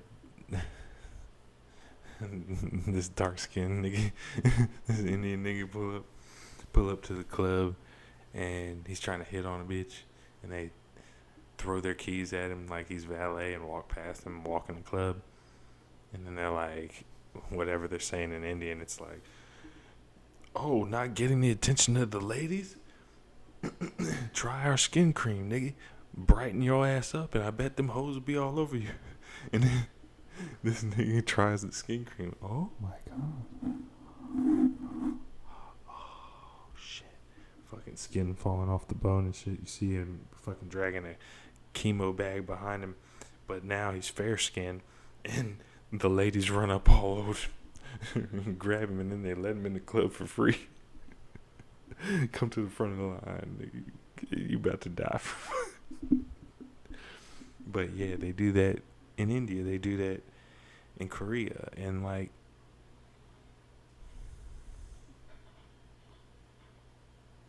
there's a reason why, but I don't want to get too much into that right now. They've only been in power for, maybe 500 years. So like, give them a break. About those things can be valuable. I don't believe we live in a colorblind world, so teaching people that we do can often lead them to remain ignorant to evident problems. Now, to what extent would you be comfortable? What would you say, like bringing a racial consciousness to third graders? I wouldn't. Very much so. The same with the sexual consciousness. I think at school, children should be focused on math and reading and arithmetic and history and science and the arts and these things that we actually learn in school.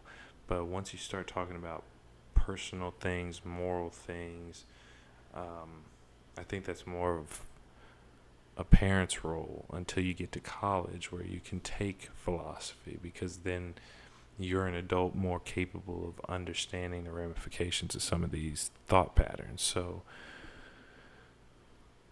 or at least you should be. But I don't see any benefit in teaching third graders and fourth graders about trans this or that, or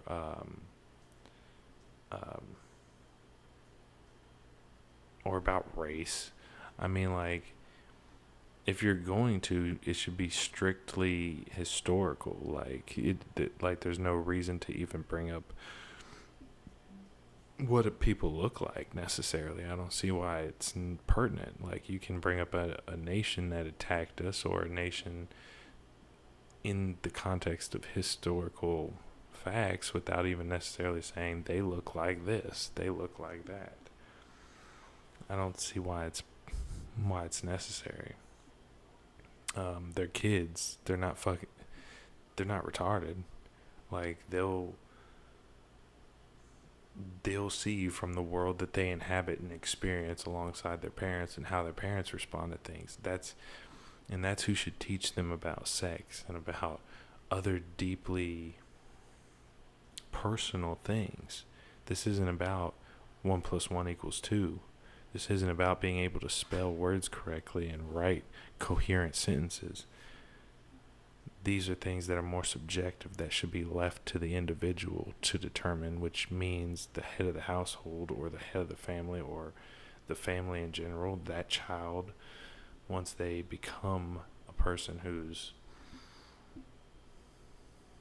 capable of consenting to something, then maybe they should be clued into certain things. And they'll act like, well, to act like teenagers aren't going to have sex is stupid. And it's like, yeah, well, explain to me why, as soon as you started teaching sex ed in schools, the XTD rate among teenagers skyrocketed. It's some of the highest it's ever been now. Because now we're on the generation who's being raised by the people who were programmed to wear condoms. So now this generation is rebelling against that.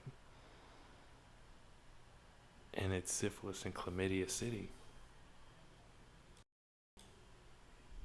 Although it probably is a lot of these teachers that spread it with all this. For me, very little to none. As don't care about it, de-emphasize it, look at the spirit, the soul, the conduct, and the character of the human being. Very simple. Very simple. Like Martin said, if he ain't have any good ideas, he had that one. Or if he had any good ideas, he had that one, which is, don't judge a person by the color of their skin, but by the content of their character. And if we teach children that, you don't really need to worry about filling their head with the horrors of the past. And you would think these people who are going to vote for unburdened by what was, You know what I'm saying? Like, or, right? Is that what it is? I don't remember that stupid CIA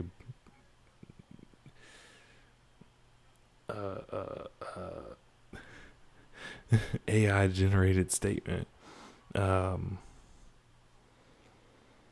you're going to vote for being unburdened by the past, why do you want to teach all the children all about the horrific things that the United States has done in the past?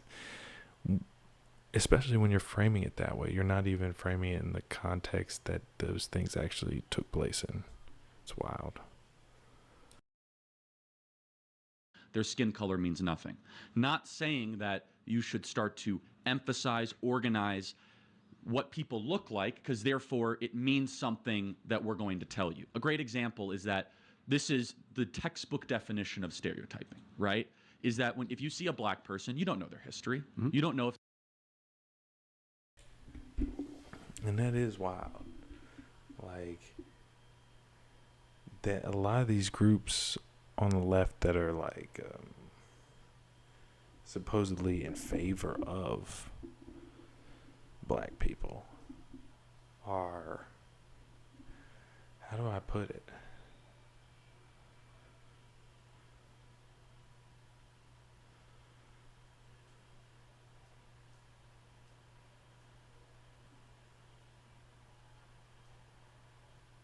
They act as if we're a homogenous thinking group. Like you're not black if you don't do X. That's why Joe Biden would say such a thing. Like you're not black if you don't vote for me. Like, we actually say that. Like, I don't know if other races do that or not. Like, you're not white if you don't do this. You're not Indian if you don't do this. You're not Asian if you don't do this. Or like as if Asian was a country, but you get what I'm saying.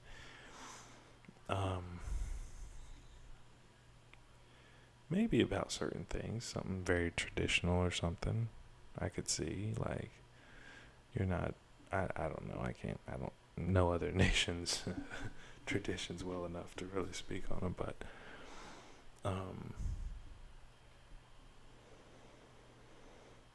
we gonna see, man. Like, it's an interesting world that we live in. I really enjoy it, and it's really entertaining to watch how things play out. It can be a little scary, but it's nothing to be scared of if you know the Most High God. Let's put it that way. If they're the son of a Nigerian billionaire, you don't know if they're an immigrant from Turks and Caicos, and you don't know if they're the 9th generation descendant of slaves, right? There's been 2 million blacks that have come to America legally through the immigration process since 1980. So this sort of hyper-fixation on race, and I want to keep on getting back to this because I'm just curious, is do you think this is actually helpful when there actually might be stuff that 90% of the country agrees on? Do you think this actually might be a smokescreen tactic? Well, it really depends.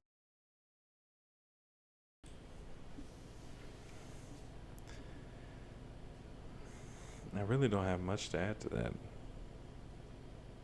I do indeed believe that it is a smokescreen, but I hate to say it. Like, it sounds bad because I don't like organizations of humans. I don't like groups of humans. When we get together, we tend towards corruption, and the larger the group gets, the more likely that a psychopath ends up in control of major portions of it or of the organization itself. They smell the power, and they're going to want to position themselves as best as possible, and they're the ones most of the time they're best suited to actually put everything into it because it's that important to them.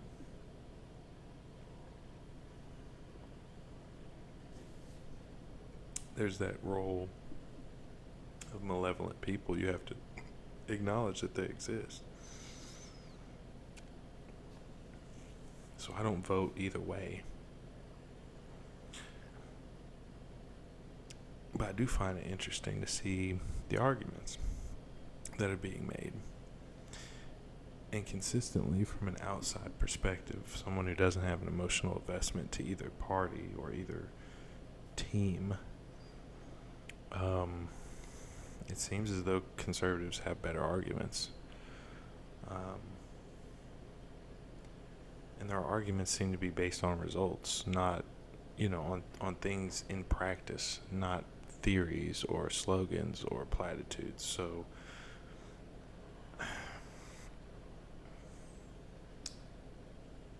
I don't know. I might have to vote, man. Cancel out somebody's dumbass vote, if nothing else.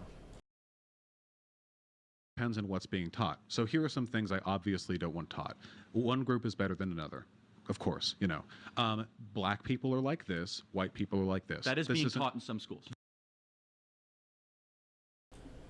Okay, I'm glad they called this one out immediately. Because I was going to say, some of the stories I've read are pretty explicit about that is exactly what's being taught in a lot of these schools. So I don't... Okay, but we don't have to get into it. Luckily, because they called him out.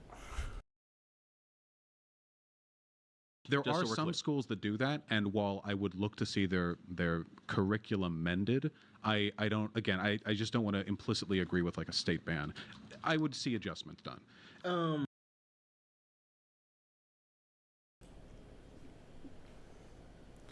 He would adjust them.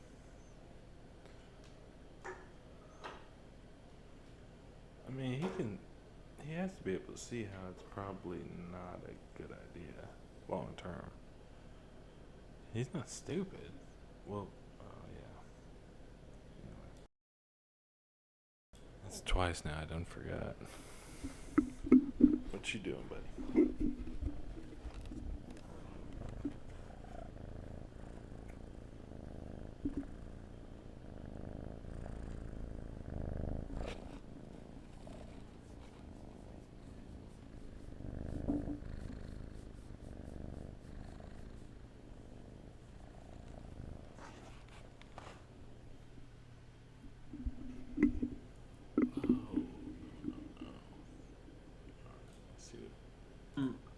Let's see what homies got.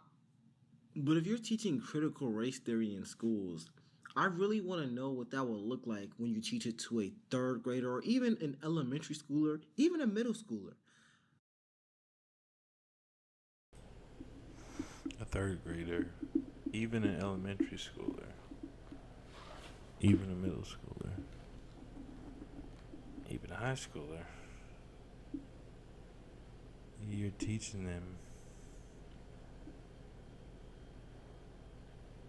in my opinion, just something that is going to be negative. It's going to have detrimental effects on the relationships between the people in this generation, and why would you intentionally set them up for failure to sow the seeds of dissension? It's like, I'm trying to breed the malcontents. Like, I'm trying to sow discontent into this old generation. Fuck you, bitch. We haven't attacked them from enough angles yet. Christ. How would that look teaching that to them? Because let's be honest, when you're Let's be honest, homie's teeth are. Oh well, I mean, y'all might not be able to. I don't want to. Well, shit, I can pull it down for a second. Look at homie's. Look at homie's grill. When I take this down real quick. Wow, look at how white and beautiful these teeth are. that age, quite frankly, the majority just do not understand certain concepts, especially when it comes to nuance within racism or. That nigga knew he was about to be online. He said, I need to get my teeth done. And to be fair, I do too. But I got fucking wisdom teeth that got to come out, so I has to. It ain't got nothing to do with this necessarily. Let me pull Predator back up here. Alright. I don't know. Alright. There we go. or nuance within skin color or these type of conversations. Majority of kids, like you've talked to third graders before. You have little brothers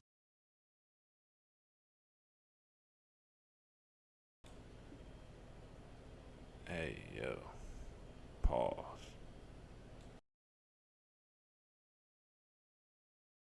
or little nieces and nephews or little cousins who are this age.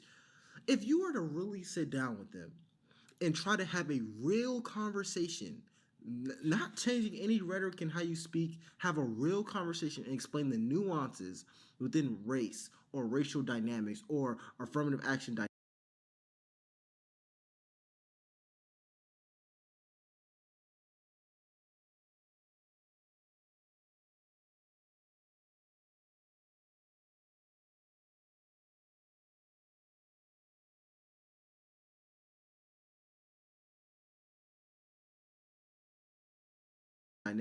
Do you honestly think a No, we don't. We don't believe it at all.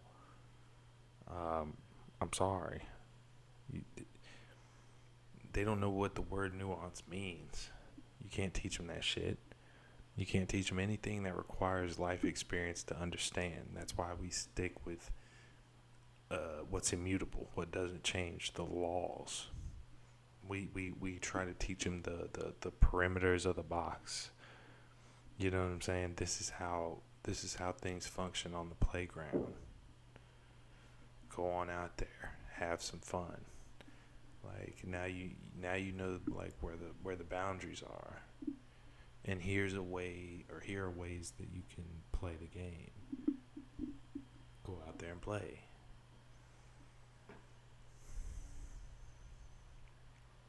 But it ain't for things that require life experience, because they're in school, they don't have life experience, not firsthand, unless they're extremely perceptive and empathetic and are around their parents or older siblings enough to understand some of the subtleties. But they're not going to have the kind of grasp on it that a person with life experience will. That's just how life is. A third grader can understand what you're coming from and understand and perceive everything you're trying to say. No, obviously not. This will not happen.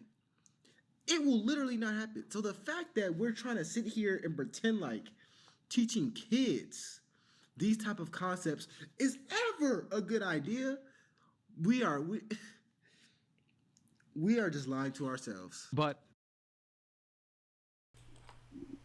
Okay, well, you seem to come to the same conclusion I did. Like, I don't think that's a good idea for people. Doesn't matter what race of people you're talking about. I don't think that's a good idea. there are some things that I think could be done well. For example, say you're teaching about very basic early history, you know? This is where I wanted to get to. Yeah, okay. This is important. So here are some things about America's founding that I like. One of the first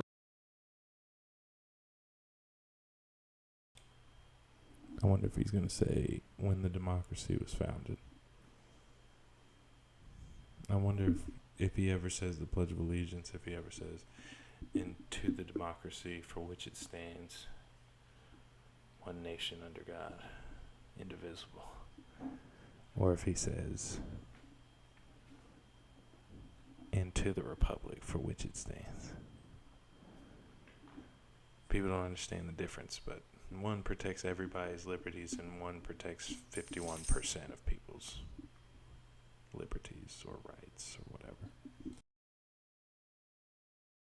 first practical liberal democracies, glory of the republic, folks had nice hair back then. Not a democracy, but a republic. Right, That's well, okay. I mean,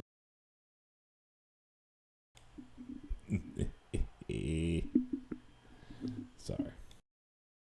you know, they're not mutually exclusive. And we, of course, did more to fulfill the promise of a democracy with time. But obviously, Fulfill the promise of a democracy when our founding fathers were distinctly against the idea of a democracy?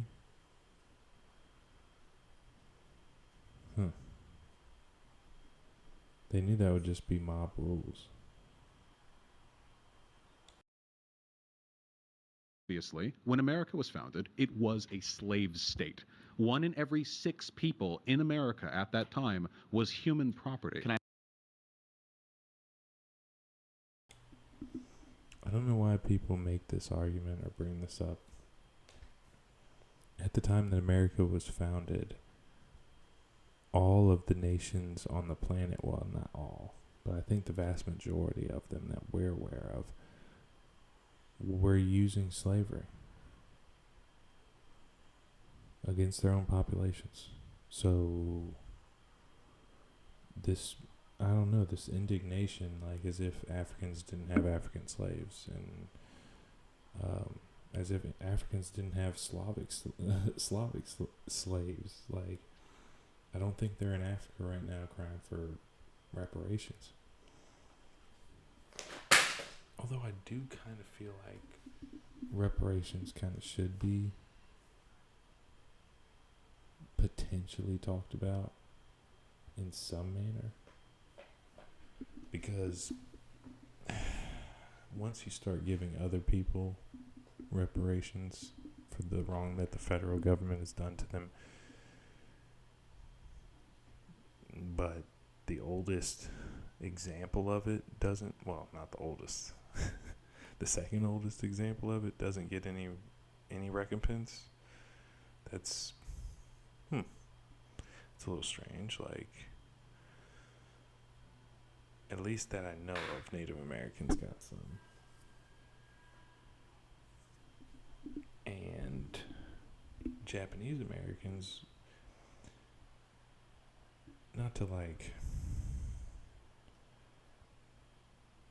put them down or anything, like that's not, or to not put them down, but not to make light of what they went through in the internment camps. Is, I think it was during World War II, right? It must have been. Even what they went through, I'm not trying to make light of it, but the time period that they spent there compared to the 400 years of slavery here in America, like, that's where I can see, like, okay, well, the federal government makes right when it does wrong by people. But I understand, too, it would be difficult because if you look in the records, too, the first owner of slaves in America was a black man. So is he going to get reparations, or is he going to have to pay reparations? How would his ancestors have to pay reparations? I don't know. You know what I'm saying? So it gets tricky. Ask you a question? Sure. How many states had abolished slavery by the time the Constitution was ratified? Well, I don't know the exact number. 9 out of 13. That's not a slave country. Well, then you could say it was a confederacy with portions that were slave I think states. that's better said. 9 out of 13 had already abolished. There was a sunset moratorium. So, correct me if I'm wrong. 9 out of 13, what is that? So 4 states, more than likely the southernmost colonies. Huh.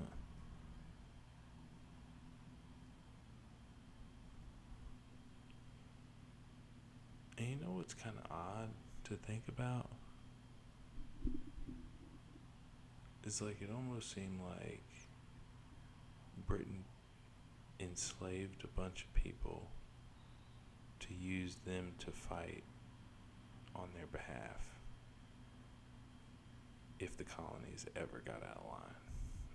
They figured they would just say, hey, we'll give you guys freedom if you fight for us in the Revolutionary War. That would be a tricky little Machiavellian play there. Moratorium for slavery in the Constitution. So this could... Vermont abolished slavery in 1777. We were on the way to eradication. We were not a slave country. Well, hold on. I mean, and I'll add one thing. We were on the way, but then like 80 years later, it was still happening. So the question is why, right? That's a really important question. And Economics. Charlie gets cooking right.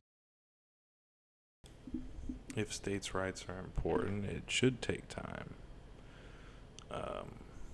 to get other states that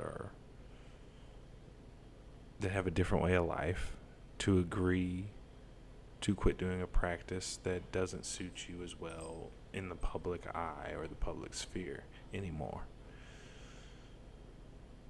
So yeah, that's why the joke was always like, well, you know, after the Emancipation Proclamation, you know, racism was over, or 1930 or 1960, or whenever your town decided to act right. I've never experienced it myself, though, honestly, but that is what a joke that's been made. Now, he's Cotton Gin cooking. and John C. Calhoun. Well, Happy hold to go on. through He's that. But cooking. yeah. There was actually a grievance in the Declaration of Independence, specifically that the Crown had enslaved The people. first draft. Yeah, in the first draft from Thomas Jefferson, the Crown had enslaved people who had done nothing to offend the Crown, brought them to the states, and then were then offering them the freedom that was stolen from them to wage war against the colonists who had grievances.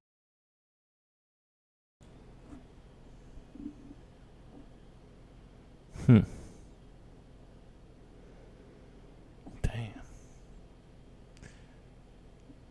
Yeah, that's 4D chess, if you will. Or 5D, or however many dimensions. It's an effective strategy. The Union did it too. They promised the slaves when they moved southward. Yeah. Jefferson took that out, and he did it because they felt, and this is according to historians, that without, I think it was South Carolina and Georgia, they would not have been able to win the Revolutionary War, and so they had to remove that, hoping they would stay in. Now,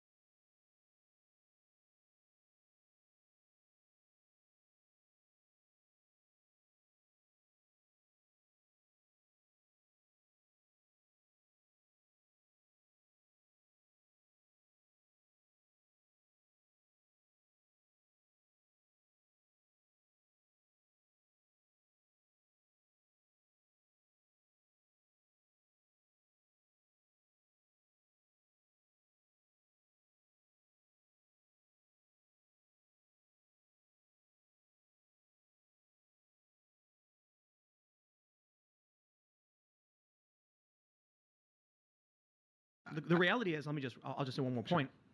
They thought they were going to. I'm sorry, again. I didn't realize I didn't tell y'all before, but this debate was on Tim Pool's podcast. I'm pretty sure he seems to be the moderator between the two. So I just realized I didn't say that earlier. And I just scrolled up and down on his information again, just so that, y'all could support him if you wanted to, or check out his, and then you can find the original video for this. Lose anyway. They really did. They didn't think they could go up against the greatest empire in the world at the time. So it's kind of unfortunate, I think. An important factor here is that I believe it was the British Empire, actually 1833 had abolished slavery in all of its territories, and it took the U.S. a little bit longer to do so.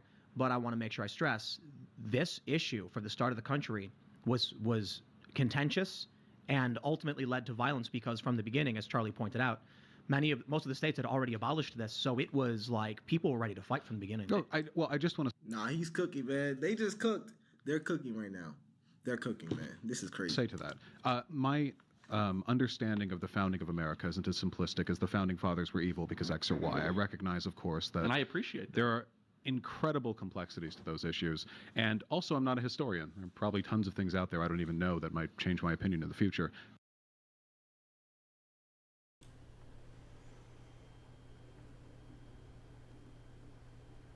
Is this supposed to be a debate? Then it's kind of slimy of him. I don't know. It just seems like Weasley little like, because like you're speaking as if it is a one-sided, like uncomplex, unnuanced issue that we're just gonna teach third graders this uncomplex, very simple thing, and then you say, but were evil because X or Y. I recognize, of course, that, and I appreciate that. There are incredible complexities to those issues. Then there's incredible complexities. Then why are you trying to teach third graders incredibly complex shit that could fuck up their worldview in such a way that could have their relationships with people of different skin colors strained for no fucking reason other than your own self-righteousness? I don't know. Issues. And also, I'm not a historian. There are probably tons of things out there I don't even know that might change my opinion in the future. But with that being said, while I recognize there were fine-bodied, hearted, and souled Americans who recognized slavery was a moral aberration from the get-go, 1 in every 6 Americans was owned. And while that may have been constrained to some of the states, it was still ultimately under the purview of the federal government to make decisions with regards to the legality and constitutionality of that. Now,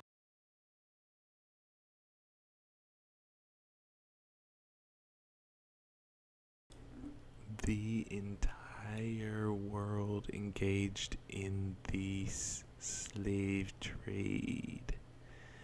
Senior Saddlebags, McMuffin Top. What don't you understand about this? I'm sorry, I'm getting agitated. I'm gonna smoke a cigarette. But maybe I should just get rid of this video first. Some people, they get really defensive when this conversation comes. I'm not saying you guys, but some people, they do. And I think it's because they think I'm assigning some kind of moral worth to them now, or to the country now, or making some kind of broad prescriptive statement. I'm not. You've been making so many prescriptive statements. I'm worried he doesn't know what he's saying. Like, it feels like he'll run himself down. He'll eat his own position.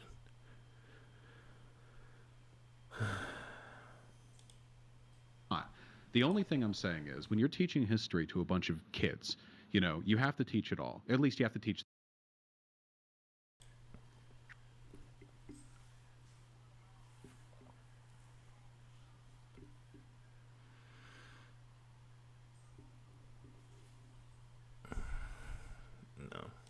The basic pointers. And for Black Americans, the history of this country has been less than favorable. So I think that in the context of that discussion, saying, and to this day, we still have some problems with race. There are some legacies of slavery that still affect Black people, and we're working on it today. Something.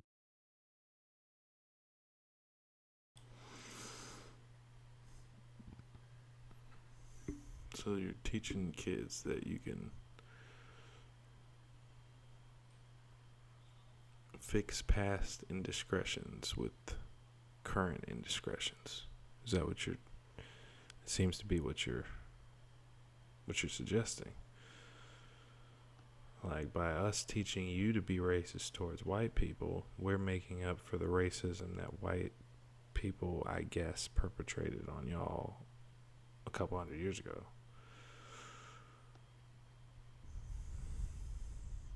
It's very childish, but like I guess I can see where that idea might stem from.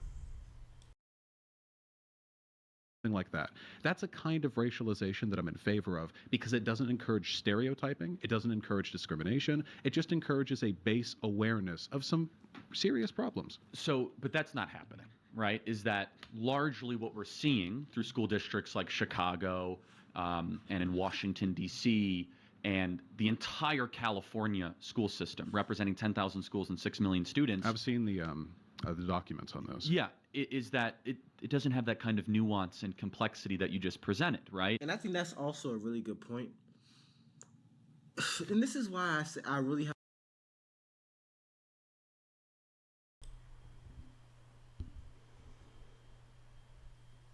And that's my point, is how are you going to teach third graders such nuanced and complex positions that require life experience to understand fully? I don't think it's possible.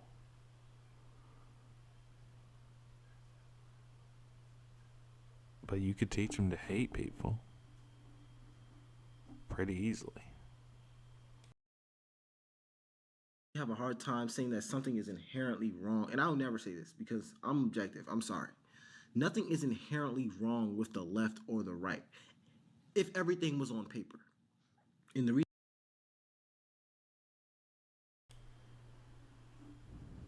If everything was on paper, nothing is inherently wrong with the left or the right. Yeah, it is. Because with everything on paper, you have lobbyists on paper. You know what I mean? It doesn't really take a whole lot more than that. But I think I see what he's trying to say. That, like, they're all idealistic on paper and in their campaigns. But in practice, their policies wind up doing the opposite of what they campaigned for.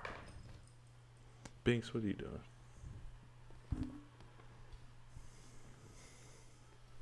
My dog. And sometimes policy changes do be like that. Seems very coincidental as often as it happens. It almost seems like they know exactly what they're doing. They just will phrase it in a way that sounds reasonable to the American people, or sounds innocuous enough for them to get it passed. Either way. the reason I'm saying that is because what this guy on the other side said, the college whatever he is, if everything was Whatever he is, we don't know. Is it they, them, the invaders, them? I honestly. And he's definitely not a professor. Pseudo-intellectual, I think, would be the best term for one such as him, or Stephen Destiny Williams. What the fuck? What's it? I don't know. A bunch of troublemakers, dog. For real. Always causing trouble. Fucking up my audio. Might have fucked up my Wi-Fi. was done the right way, you could teach critical race theory to children. You could teach the history, because I do believe if you're going to teach history, teach it all. If everything was done correctly, with no bias, with no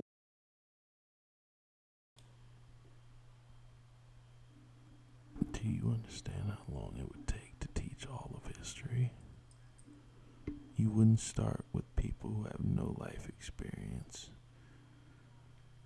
and who can't remember what they had for breakfast.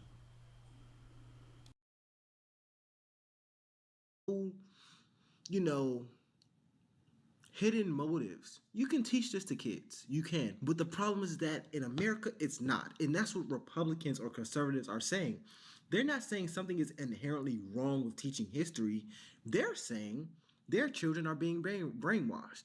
They're saying who's ever teaching their children is obviously trying to paint a racist narrative towards their own race.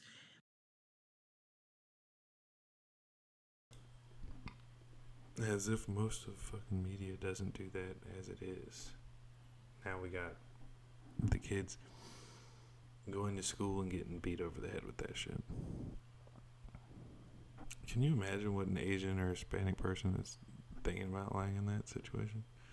Sitting there in school and they start talking about how black and white people are at each other's throats like monsters constantly. It's weird. It's almost like we're Esau and Jacob or something.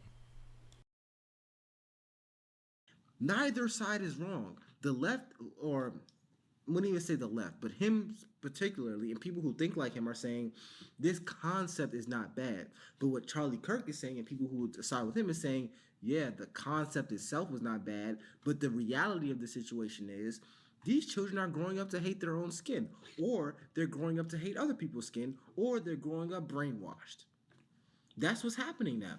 Let me just say this, is that part of the kind of archangel triumphant of the wokeism coalition is Nicole Hannah-Jones, Robin DiAngelo, and Ibram X. Kendi. And Nicole Hannah-Jones in particular, right, the author of the 1619 Project, she heretically says that America was founded on slavery, right? And so I'd be okay with that. But it's just not true. It depends on what you mean by founded on. She defines this. She says the founding fathers were in favor of it. Not true. George Washington wasn't. John Adams wasn't. John Quincy Adams wasn't. Thomas Jefferson even signed a moratorium of new slaves coming into the United States. Ben Franklin chaired an anti-slavery convention in 1775. None of these guys were writing expositionally how wonderful slavery was. Well, this isn't being taught to third graders, right? The 1619 Project's a little New York op-ed. No, it's not. See, that's where you're wrong. The 1619 Project's being implemented as school district curriculum in thousands of school districts across the country. That's true. Well, across the country. It's not just like a podcast. This is curriculum. Right, there are principles of the 1619 Project that I think are defensible. First, Bro, so here's my problem. You initially said that it's not being taught across the country. They obviously proved you wrong and said, yes, it 100% is being taught across the country. Now you're not even going to be like, oh yeah, maybe I'm wrong. I need to look into that. That's a very easy thing to say. And that's some old narcissist behavior. Like, oh no, that's not happening. Oh, well, if it is happening, then it's not like you say it is. Oh, if it's like you say it is, then it must not be that bad. You know what I mean? Or that's not what I meant. Or, okay, that is what I meant, but here's why it's a good thing. Like, it seems like very similar tactics to me.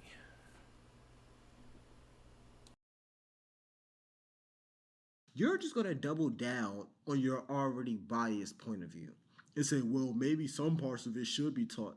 What does that have to do with the obvious wrongness of teaching children that America was founded on slavery? Slavery existed in America. But to say our entire country, everything we know... Then I honestly feel like you need to say that every country was founded on slavery, since it really wasn't stamped out until Britain and America put their foots down.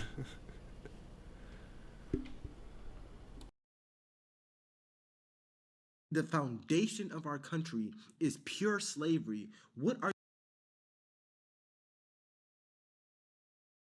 Wait a second.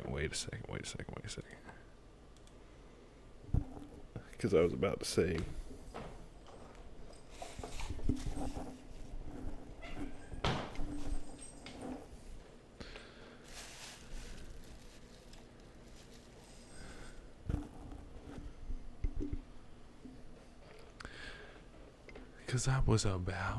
say, myself right then and there. Well, guess who ended slavery? That's right, the white man.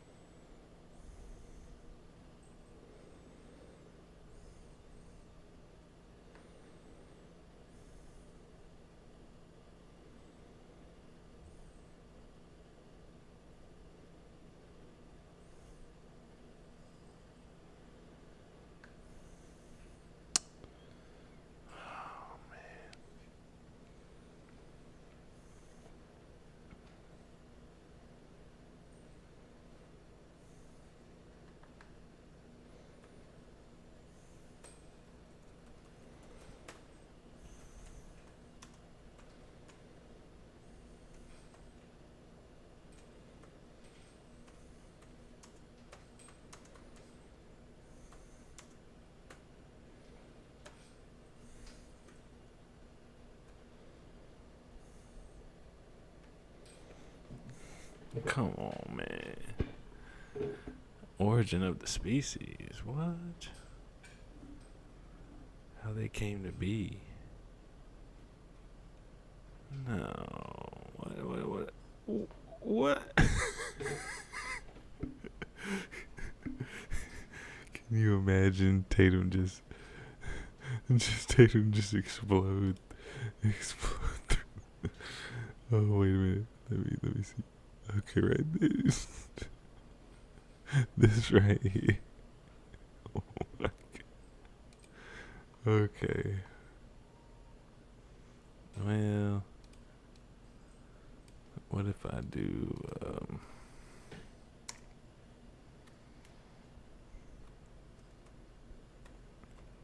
I can't watch the whole episode.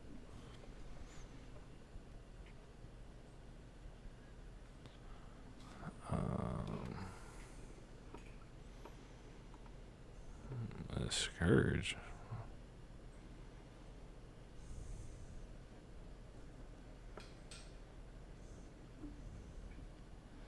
Oh, I gotta buy it.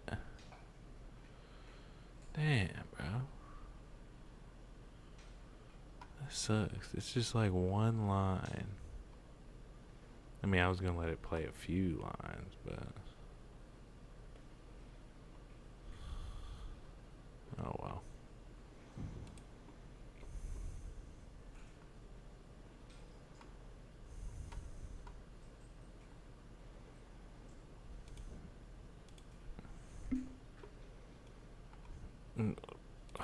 Okay. And then you go straight to King of the Hill and NBA.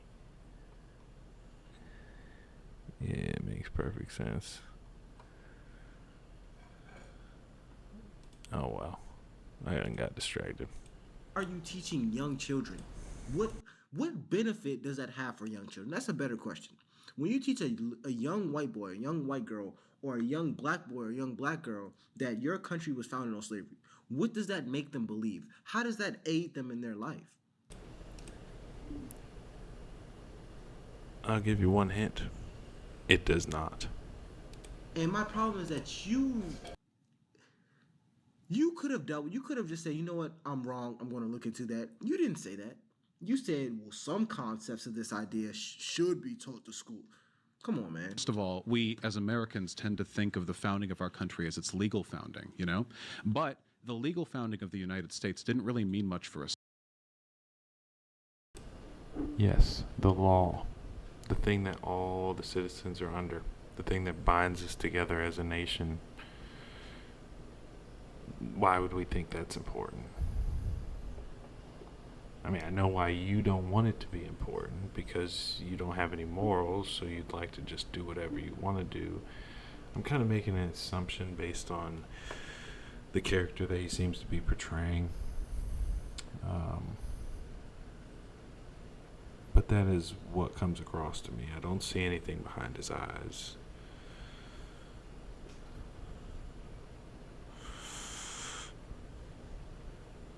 And once you start talking about socialism and communism, like, as a man especially, like, to me, I'm like, what are you? You've got to be in the dark triad somewhere, would be my guess. Because most men want to make their own. They don't want to subsist on the state. Slave. I mean, it really didn't matter that much for the peasantry of the time, no matter what. See, that's where I disagree. Because so when was the first state to abolish slavery? Vermont in 1777. Why? Well, I mean, for the because they slaves were who lived there. inspired by the Declaration of Independence. Things.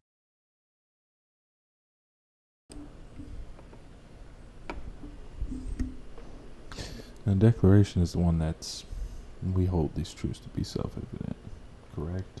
And it also is the one from National Treasure that they use when, when you have to throw off, it's your duty to shirk off or shrug off such tyranny. Something along those lines. It's beautiful language. It's one of the reasons why you can't convince me that we're smarter now. You know what I mean? Try to read the Gettysburg Address. Try to even read some John F. Kennedy's speeches. from the 60s. I guarantee you, if you were educated in the early 90s or later, you're probably going to have trouble unless you're, top 10% type student, because then you've already been reading literature from the past. But shit, I'm pretty sure they were smarter in general, because it's like the Gettysburg Address. It's like he's addressing the nation. He expected normal people to understand what he was saying. And y'all try to read it. Tell me how it goes for you. Started to change in that year. Right, but the slaves that then continued to be slaves would have been in the states that didn't make that choice, right? He is frying him though. Like, he is frying him right now. He's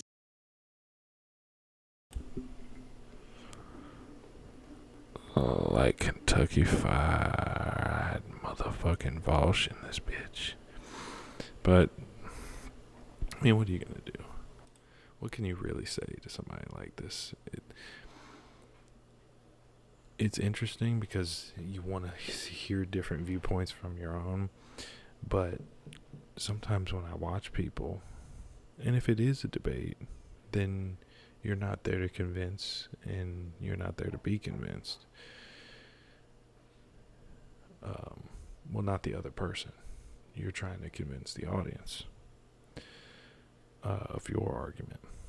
So that's understandable. But I've seen this guy in a few different contexts, and the two words that come to mind most often, most readily, is ideologically possessed. There's nothing. He factors it against, like, his calculation process for what's right and wrong is, would I be in trouble, based on our leftist ideology at the moment, if I do this, or if I do this, or if I say that? Would it be against the current woke paradigm? If it is, then that's wrong. And if I wouldn't get in trouble by the woke paradigm right now for it, then it's fine, it's right. Or it's at least gray. But it's not wrong. I don't know, man. Some of these people I see, I don't trust them. He said that, well, the legal doctrine has no correlation to the founding of America or something along those lines. He said, what are you talking about? The first state to abolish slavery was inspired by the Constitution. He's cooking you right now, bro. Inspired by the Declaration of the Independence, bro. I got you, though. I'm not even gonna lie. Which were largely in southern states. So, well, that's what I mean. I didn't mean to miss out on the particulars there. The only point that I'm making is that depending on whose lineage you follow, depending on the narrative that you tell, this is a very postmodern idea. And I would like to consider myself charitable to postmodernism, the idea that there are many ways you can describe the human experience, which I think we all believe. He's describing postmodernism as feeling as though there's many ways that let me hear that again. To some extent, to miss out on the particulars there. The only point that I'm making is that depending on whose lineage you follow, depending on the narrative that you tell, this is a very postmodern idea. And I would like to consider myself charitable to postmodernism, the idea that there are many ways you can describe the human experience. There's many ways that you can describe the human experience. That's what postmodernism is to him.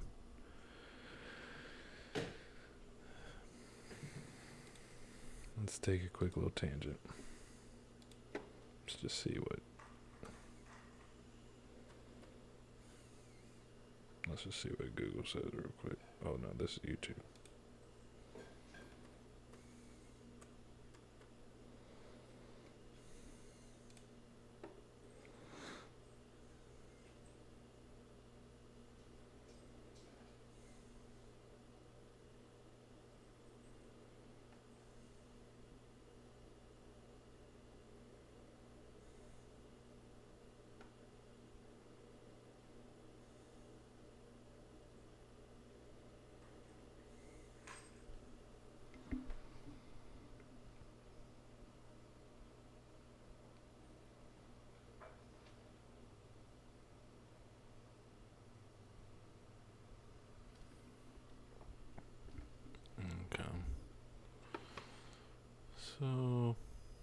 Meh.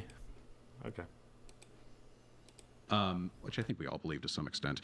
Depending on who you follow, you get very different ideas on what America is, when America was founded, not in a legal sense, but in a conceptual sense, and who today holds the birthrights to which they were entitled. And these conversations should be had. They're worthwhile. Wait, what do you mean by that? Who today holds the birthrights with which they're entitled? And this is my problem with these liberal talking points. They all are under the assumption that black people just don't have freedoms, that we don't have rights or something, that we just aren't able to live our lives. It's the weirdest thing ever. I have rights. I have rights, bro.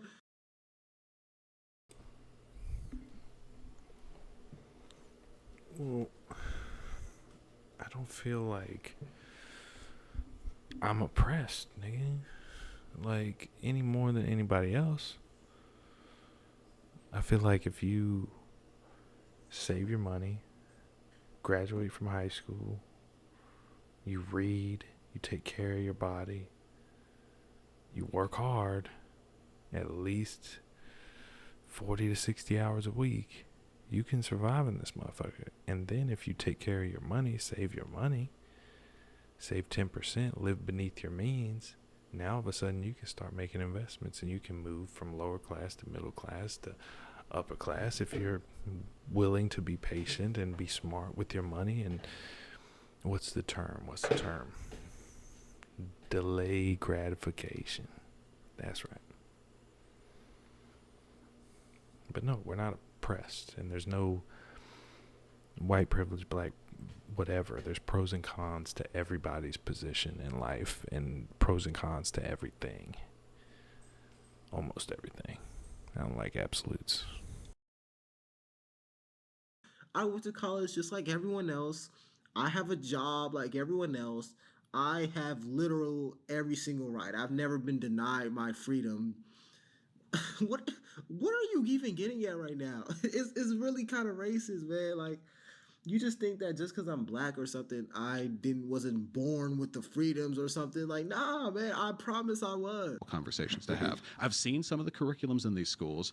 I find some of them a little bit objectionable. But to be perfectly clear, I found school curriculums objectionable for ages. About half of Americans believe in the lost cause myth, the idea that the North started the a civil war and it was over like states' rights or whatever. That's believed by a large number of Americans. There are textbooks put out by Pearson in Texas that have there is narratives some in them truth that to are- that, by the way, There's, just so we're clear. It is I'm happy to go through Civil War history. Well, let me- on that, but yeah. I just Vosh is used to talking to people who don't know much about the things that he brings up.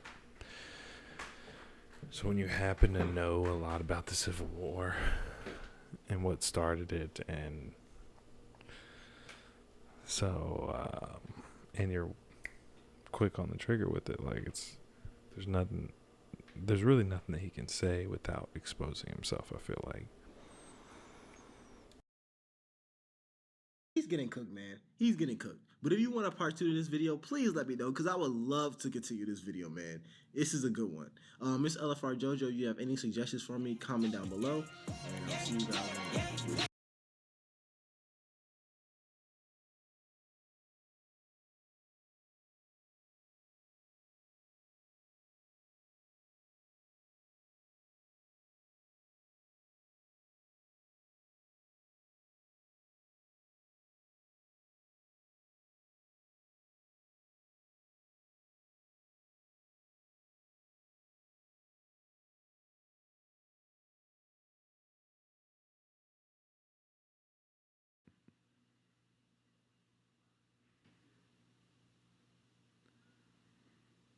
So what if I reacted to the EFAP guys reacting to another person reacting to another person reacting to that first person? No, not right now. If I watch something live, that'd be one thing. Matter of fact, let me look at. So I'm about to step out and smoke. So what I'm gonna do is I'm gonna just see what the algorithm is. I'm gonna play some of this in the meantime.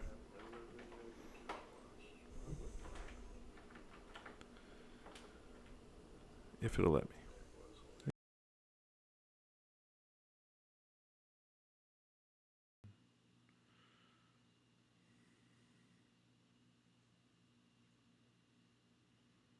Oh man, Charlie Hopkins. Well, that shit's fucking killing.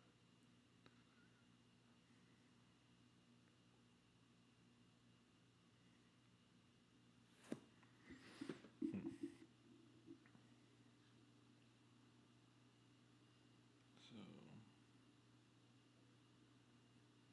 I just want to see if anybody's live right now.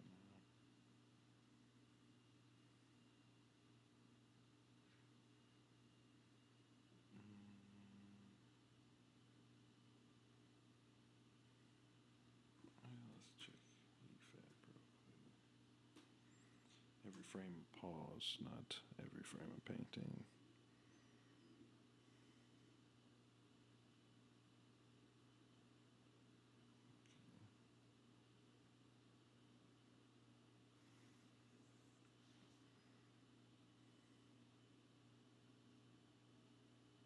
We can't do that, right? Like, that's not cool.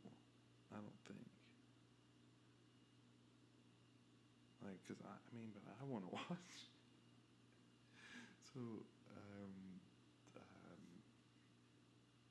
because this movie is probably. Let's just go ahead and mute that right now.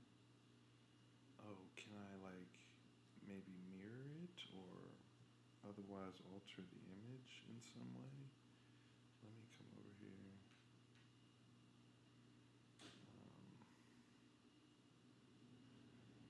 Okay, so filters maybe.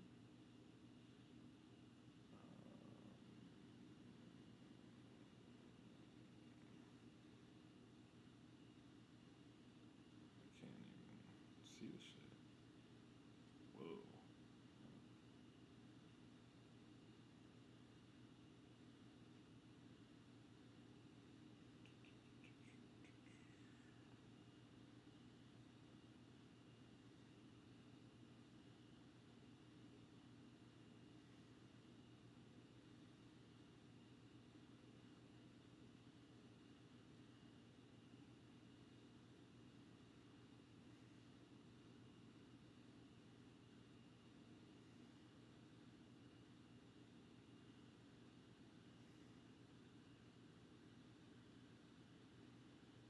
Cool.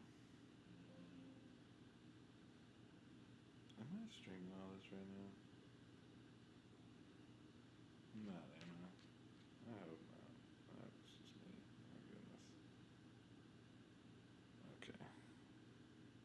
Yeah, no, it's definitely. Alright. Yeah, that's fine for now. I mean, if I can make it right. There we go, I think. I don't know, maybe. Okay. Oh, alright, now. I'm about to find me an image real quick. Let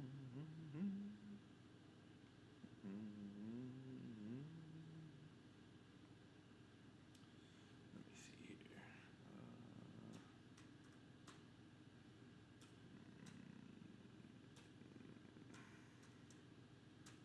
Because, I mean, it's literally, it just dropped a couple hours ago. This.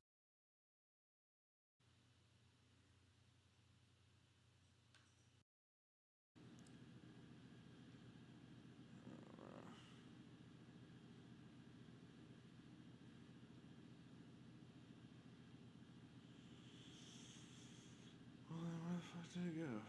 That's the real question here.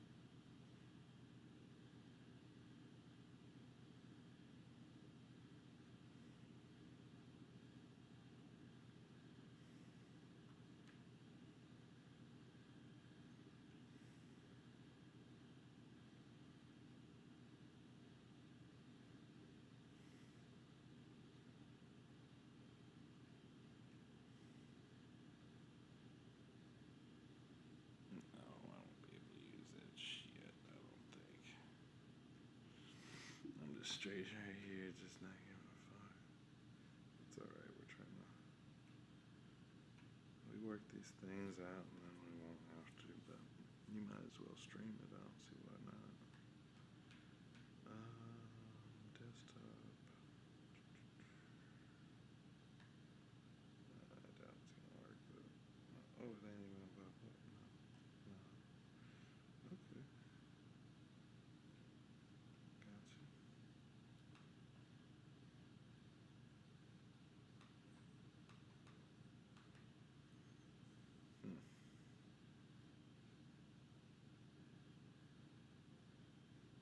Exactly.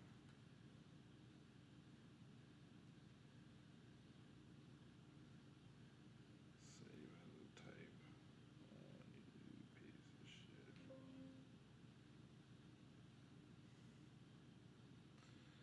So, isn't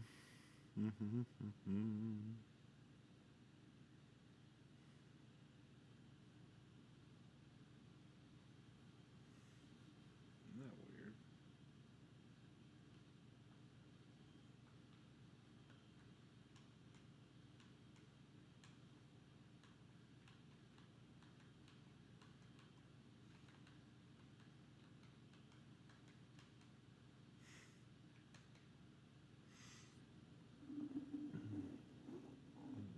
That's true.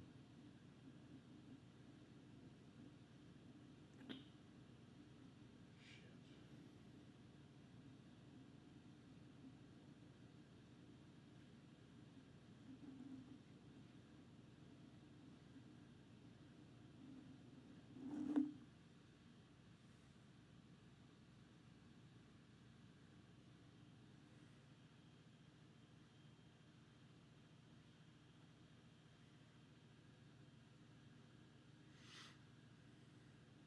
But where is that? Oh my gosh.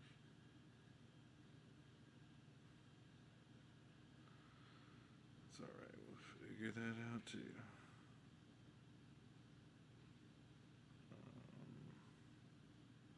Let's back out of that for right now.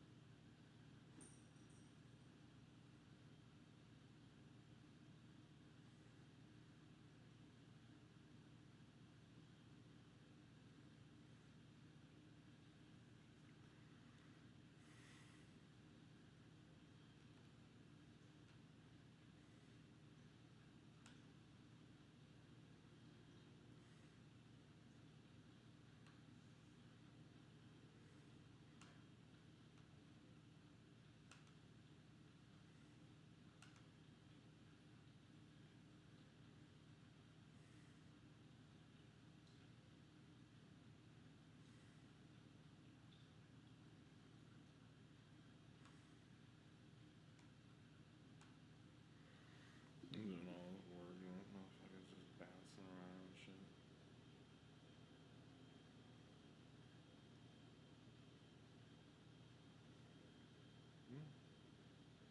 It's good, I think. Maybe. Okay. Well.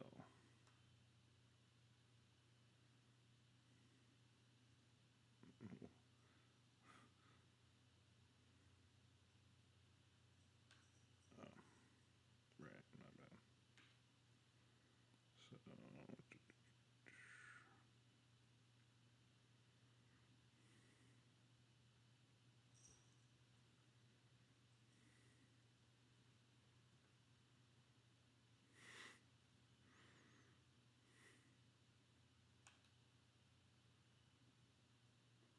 okay, okay, we need to work on the opacity here a little bit. Oh, Lord. How did I even do this? Okay, filters. Boom.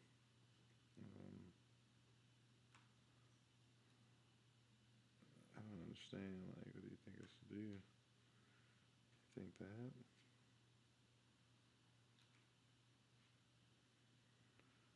Um,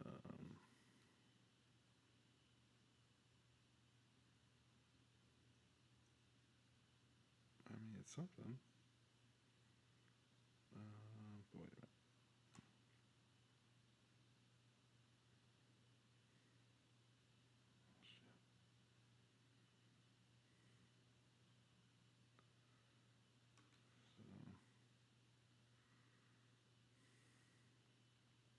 So we can bring it in a little bit and come back. But yeah, no, we gotta do something better with that. Yeah.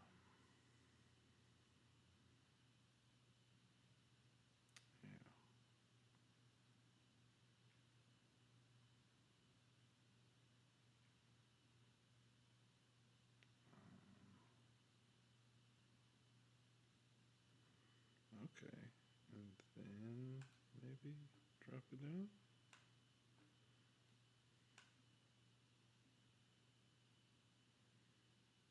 What? Wait a minute. Wait a minute. Okay, so you can still see their name, da da da da, but the images themselves. Let's.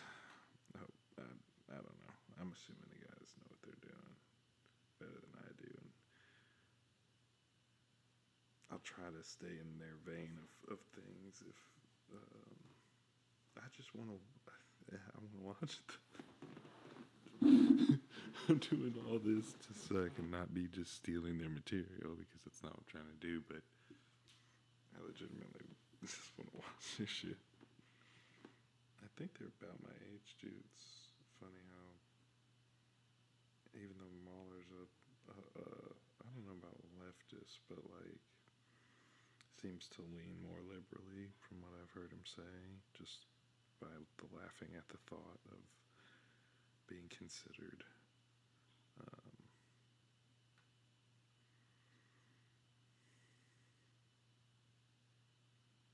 Being considered conservative, so. All right, I'm gonna jump into this. I don't know. I mean, I don't know if I can do that, or maybe just turn down my mic until, or maybe just mute it until I.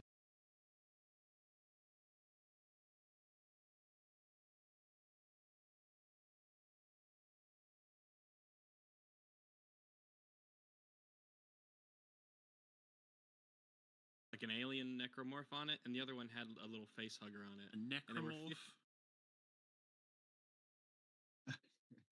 Oh, I mean, fuck. I've been playing a lot of Dead Space lately.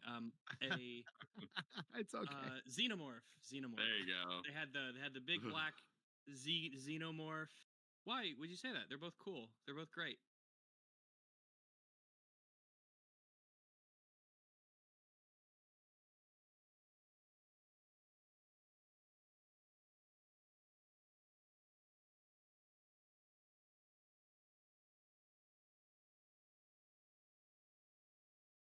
Yeah, duh. So I don't know if really this is the best way of doing it or not. I guess I can just try to remain quiet and hope that. Well, I don't think the desktop audio is doing anything. So let's just mute that.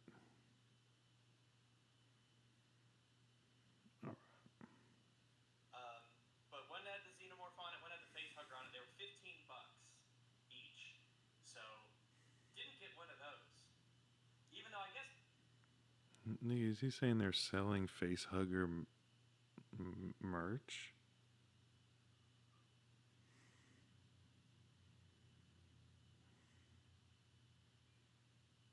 This society is losing its way, isn't it?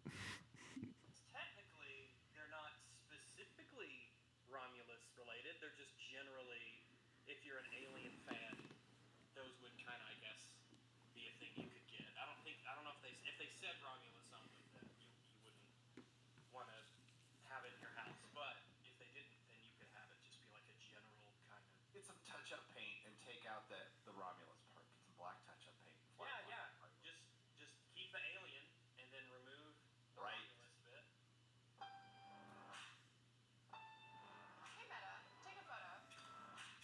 Yep, I got it. I don't know, man. This is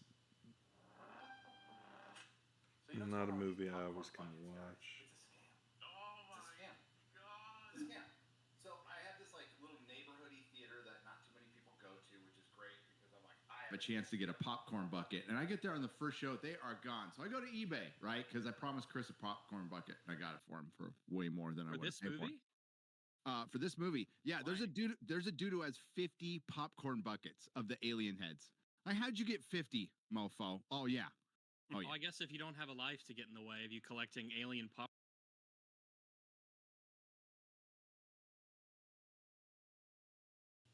Okay, so I stand corrected already.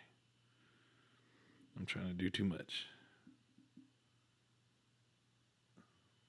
And I don't know about the audio. Again, I'm trying to figure all this out, but since I'm recording this one, it's my second go at it, but I didn't actually record the first one, so without a chat really to help here, we're just doing the best we can until, well, I could...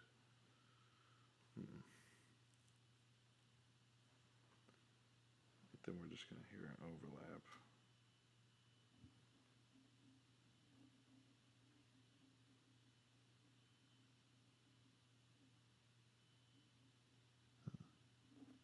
Okay. Well, I'm going to let them both rock for now.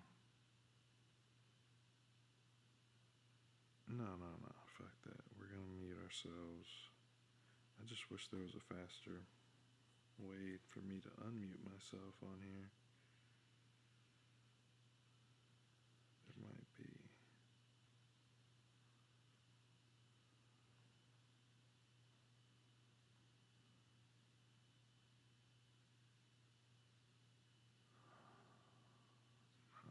Okay.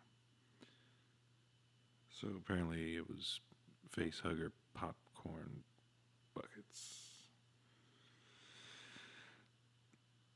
Still gross, but like let's go. Let's see. Popcorn buckets. It might be know. easy. It's 11. Yeah. Apparently, It's 11. Oh, look, I know someone's got to exactly. get them. I know exactly how he got them because that's how everybody got action figures back in the day. But it's like, come on. There's a bunch of wells in Africa, and the bucket is just a recycled popcorn bucket from the movies that no one gets them from. In 2 years, we're going to see the cobalt mining, and they're going to be using alien popcorn buckets to dig out the cobalt and then die of cancer. Space cancer. Whatever, yeah, space cancer, whatever it's good for. Space cancer. From the movie. So, not the mining. Not real space cancer, just to be clear. Yeah, well, of course, not real space cancer. So, hello, everyone. Hello, chat. Oh, you're not on the screen yet because I'm silly. Hello, chat. Oh, my goodness. I'm so you gotta sad. get up there. Been seeing Get 'em them on say screen. stuff, and I haven't even got them on there. It's like they're at the door knocking, and we're all chatting, and I'm there, but I haven't looked over yet. And they're like, Oh, they can see us through the window. Yeah, we're he'll look inside over. where it's warm, and we're having a good time. We're talking about movies, and like, hey, let us in. We can't hear you. Let us in. Having a good time is. We are having a good time. Yes, we are. You're right. We're not 100%. in the theater. This is the part where we talk about the movie. 100%. Okay, well, yes, Alien Romulus came out, which is the next one. That's how they were doing all. Which, if I'm honest, Alien died a long time ago. I was less than pleased with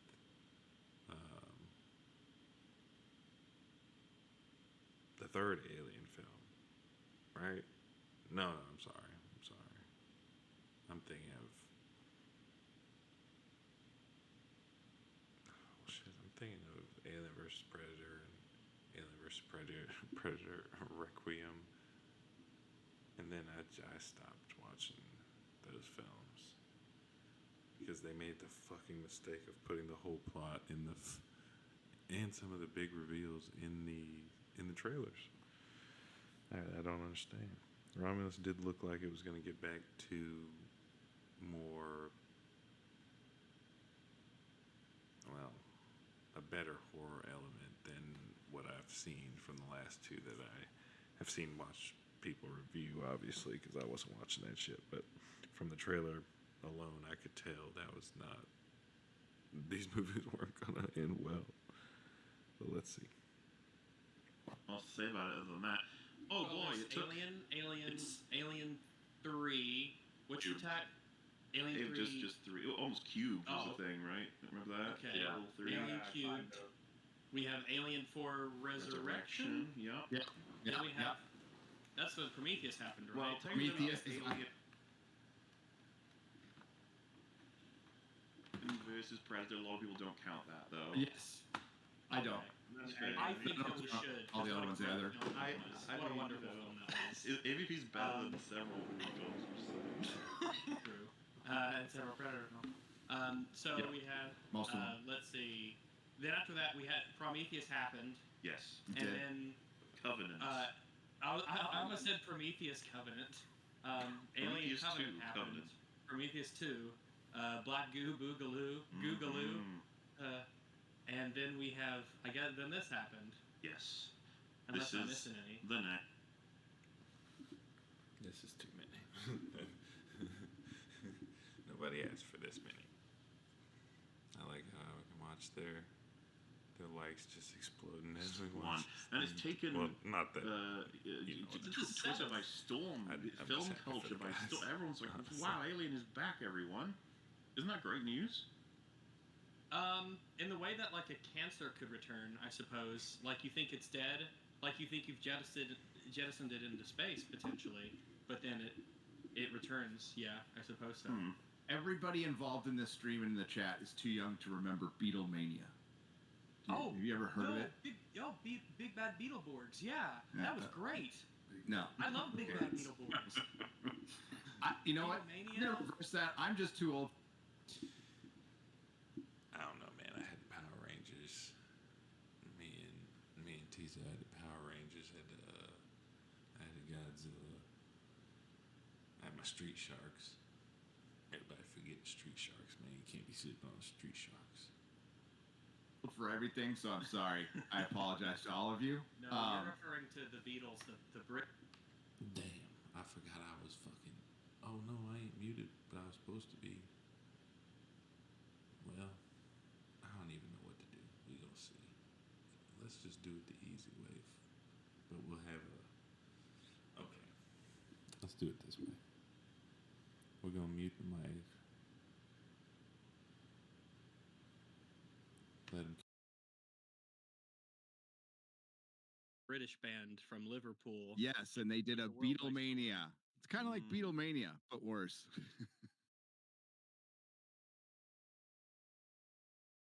Okay.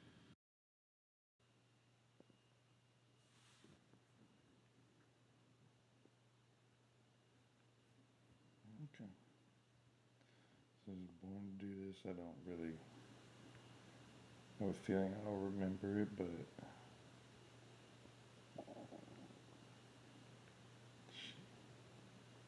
I don't know how this is gonna work audio-wise either. Fuck.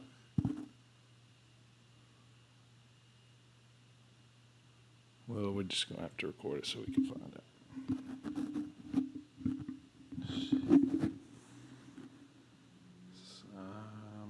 Certain couple of cats decided to tear up my headphones. So this is all I can do for right now. Man, I know I'm filming shit, dropping all this epic shit. It's Rev. Man, look at my damn face right now.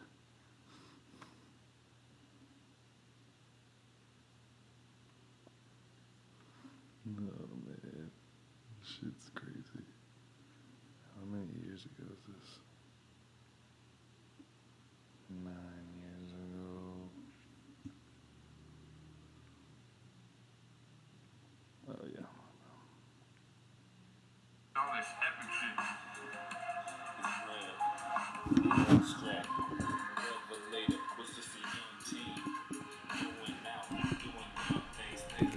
dream was to be on that TV screen, but it makes a better scene when you do things never seen. A clever schemer, a strategist. Yeah, my nigga, I know y'all bad at this. Chessboard worn out, I've had so much practice. Think you be the virus, I need your money, ain't like magics. I'm a tight like Alice, world on my back and shit.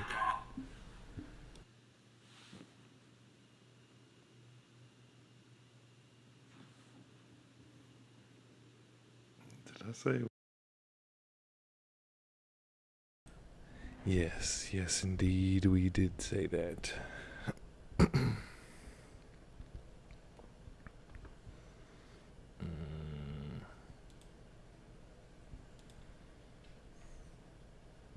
Editing.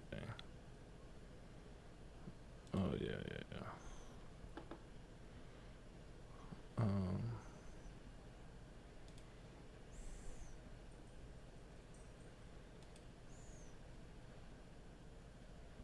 Are these pans? I apologize.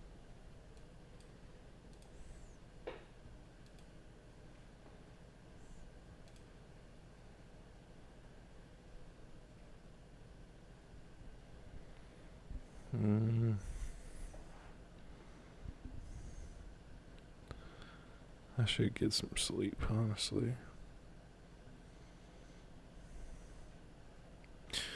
But tomorrow, I'm going in. I might go to the doctor, getting the testosterone checked, the semen checked, all that shit. You know, I'm 34 and a half. I figure I might as well check my blood work and make sure everything's good. But tomorrow I would like to. And I can't make no guarantees. But I'd like to hop on tomorrow at some point and then just ride. Like a 24-hour or a 30-hour stream, something like that.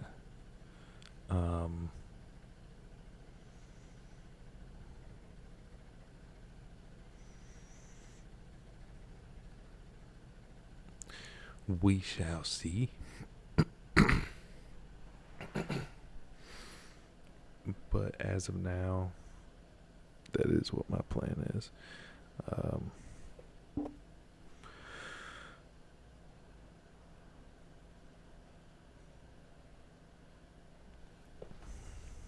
not really sure what I want to get into.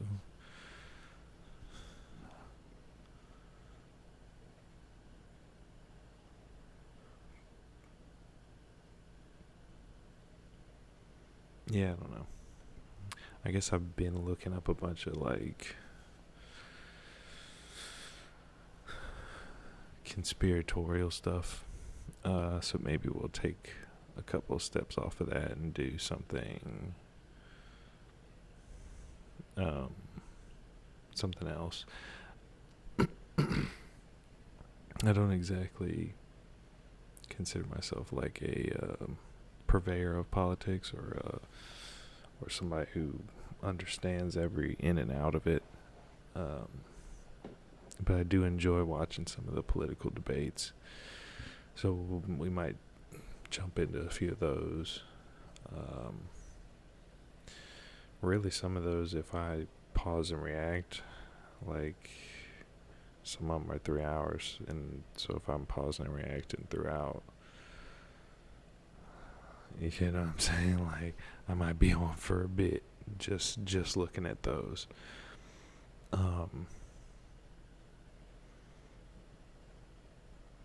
pretty sure I got my gaming situation figured out. So y'all might watch me play some Skyrim, probably some chess, you know what I'm saying?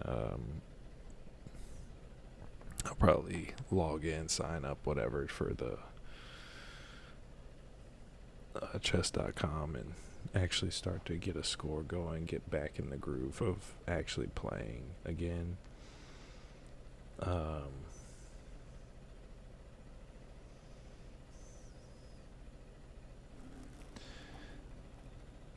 not exactly sure what all we gonna get into tomorrow, but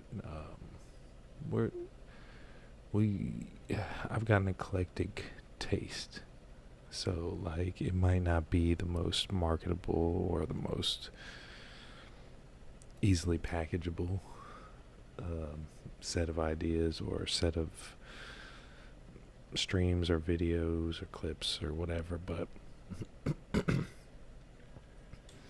I like what I like, and I'm gonna continue to do what I like to do. It just now kind of occurred to me that the AC was running the whole time I was saying this, and now we're a lot closer to the AC than where I normally have been recording at.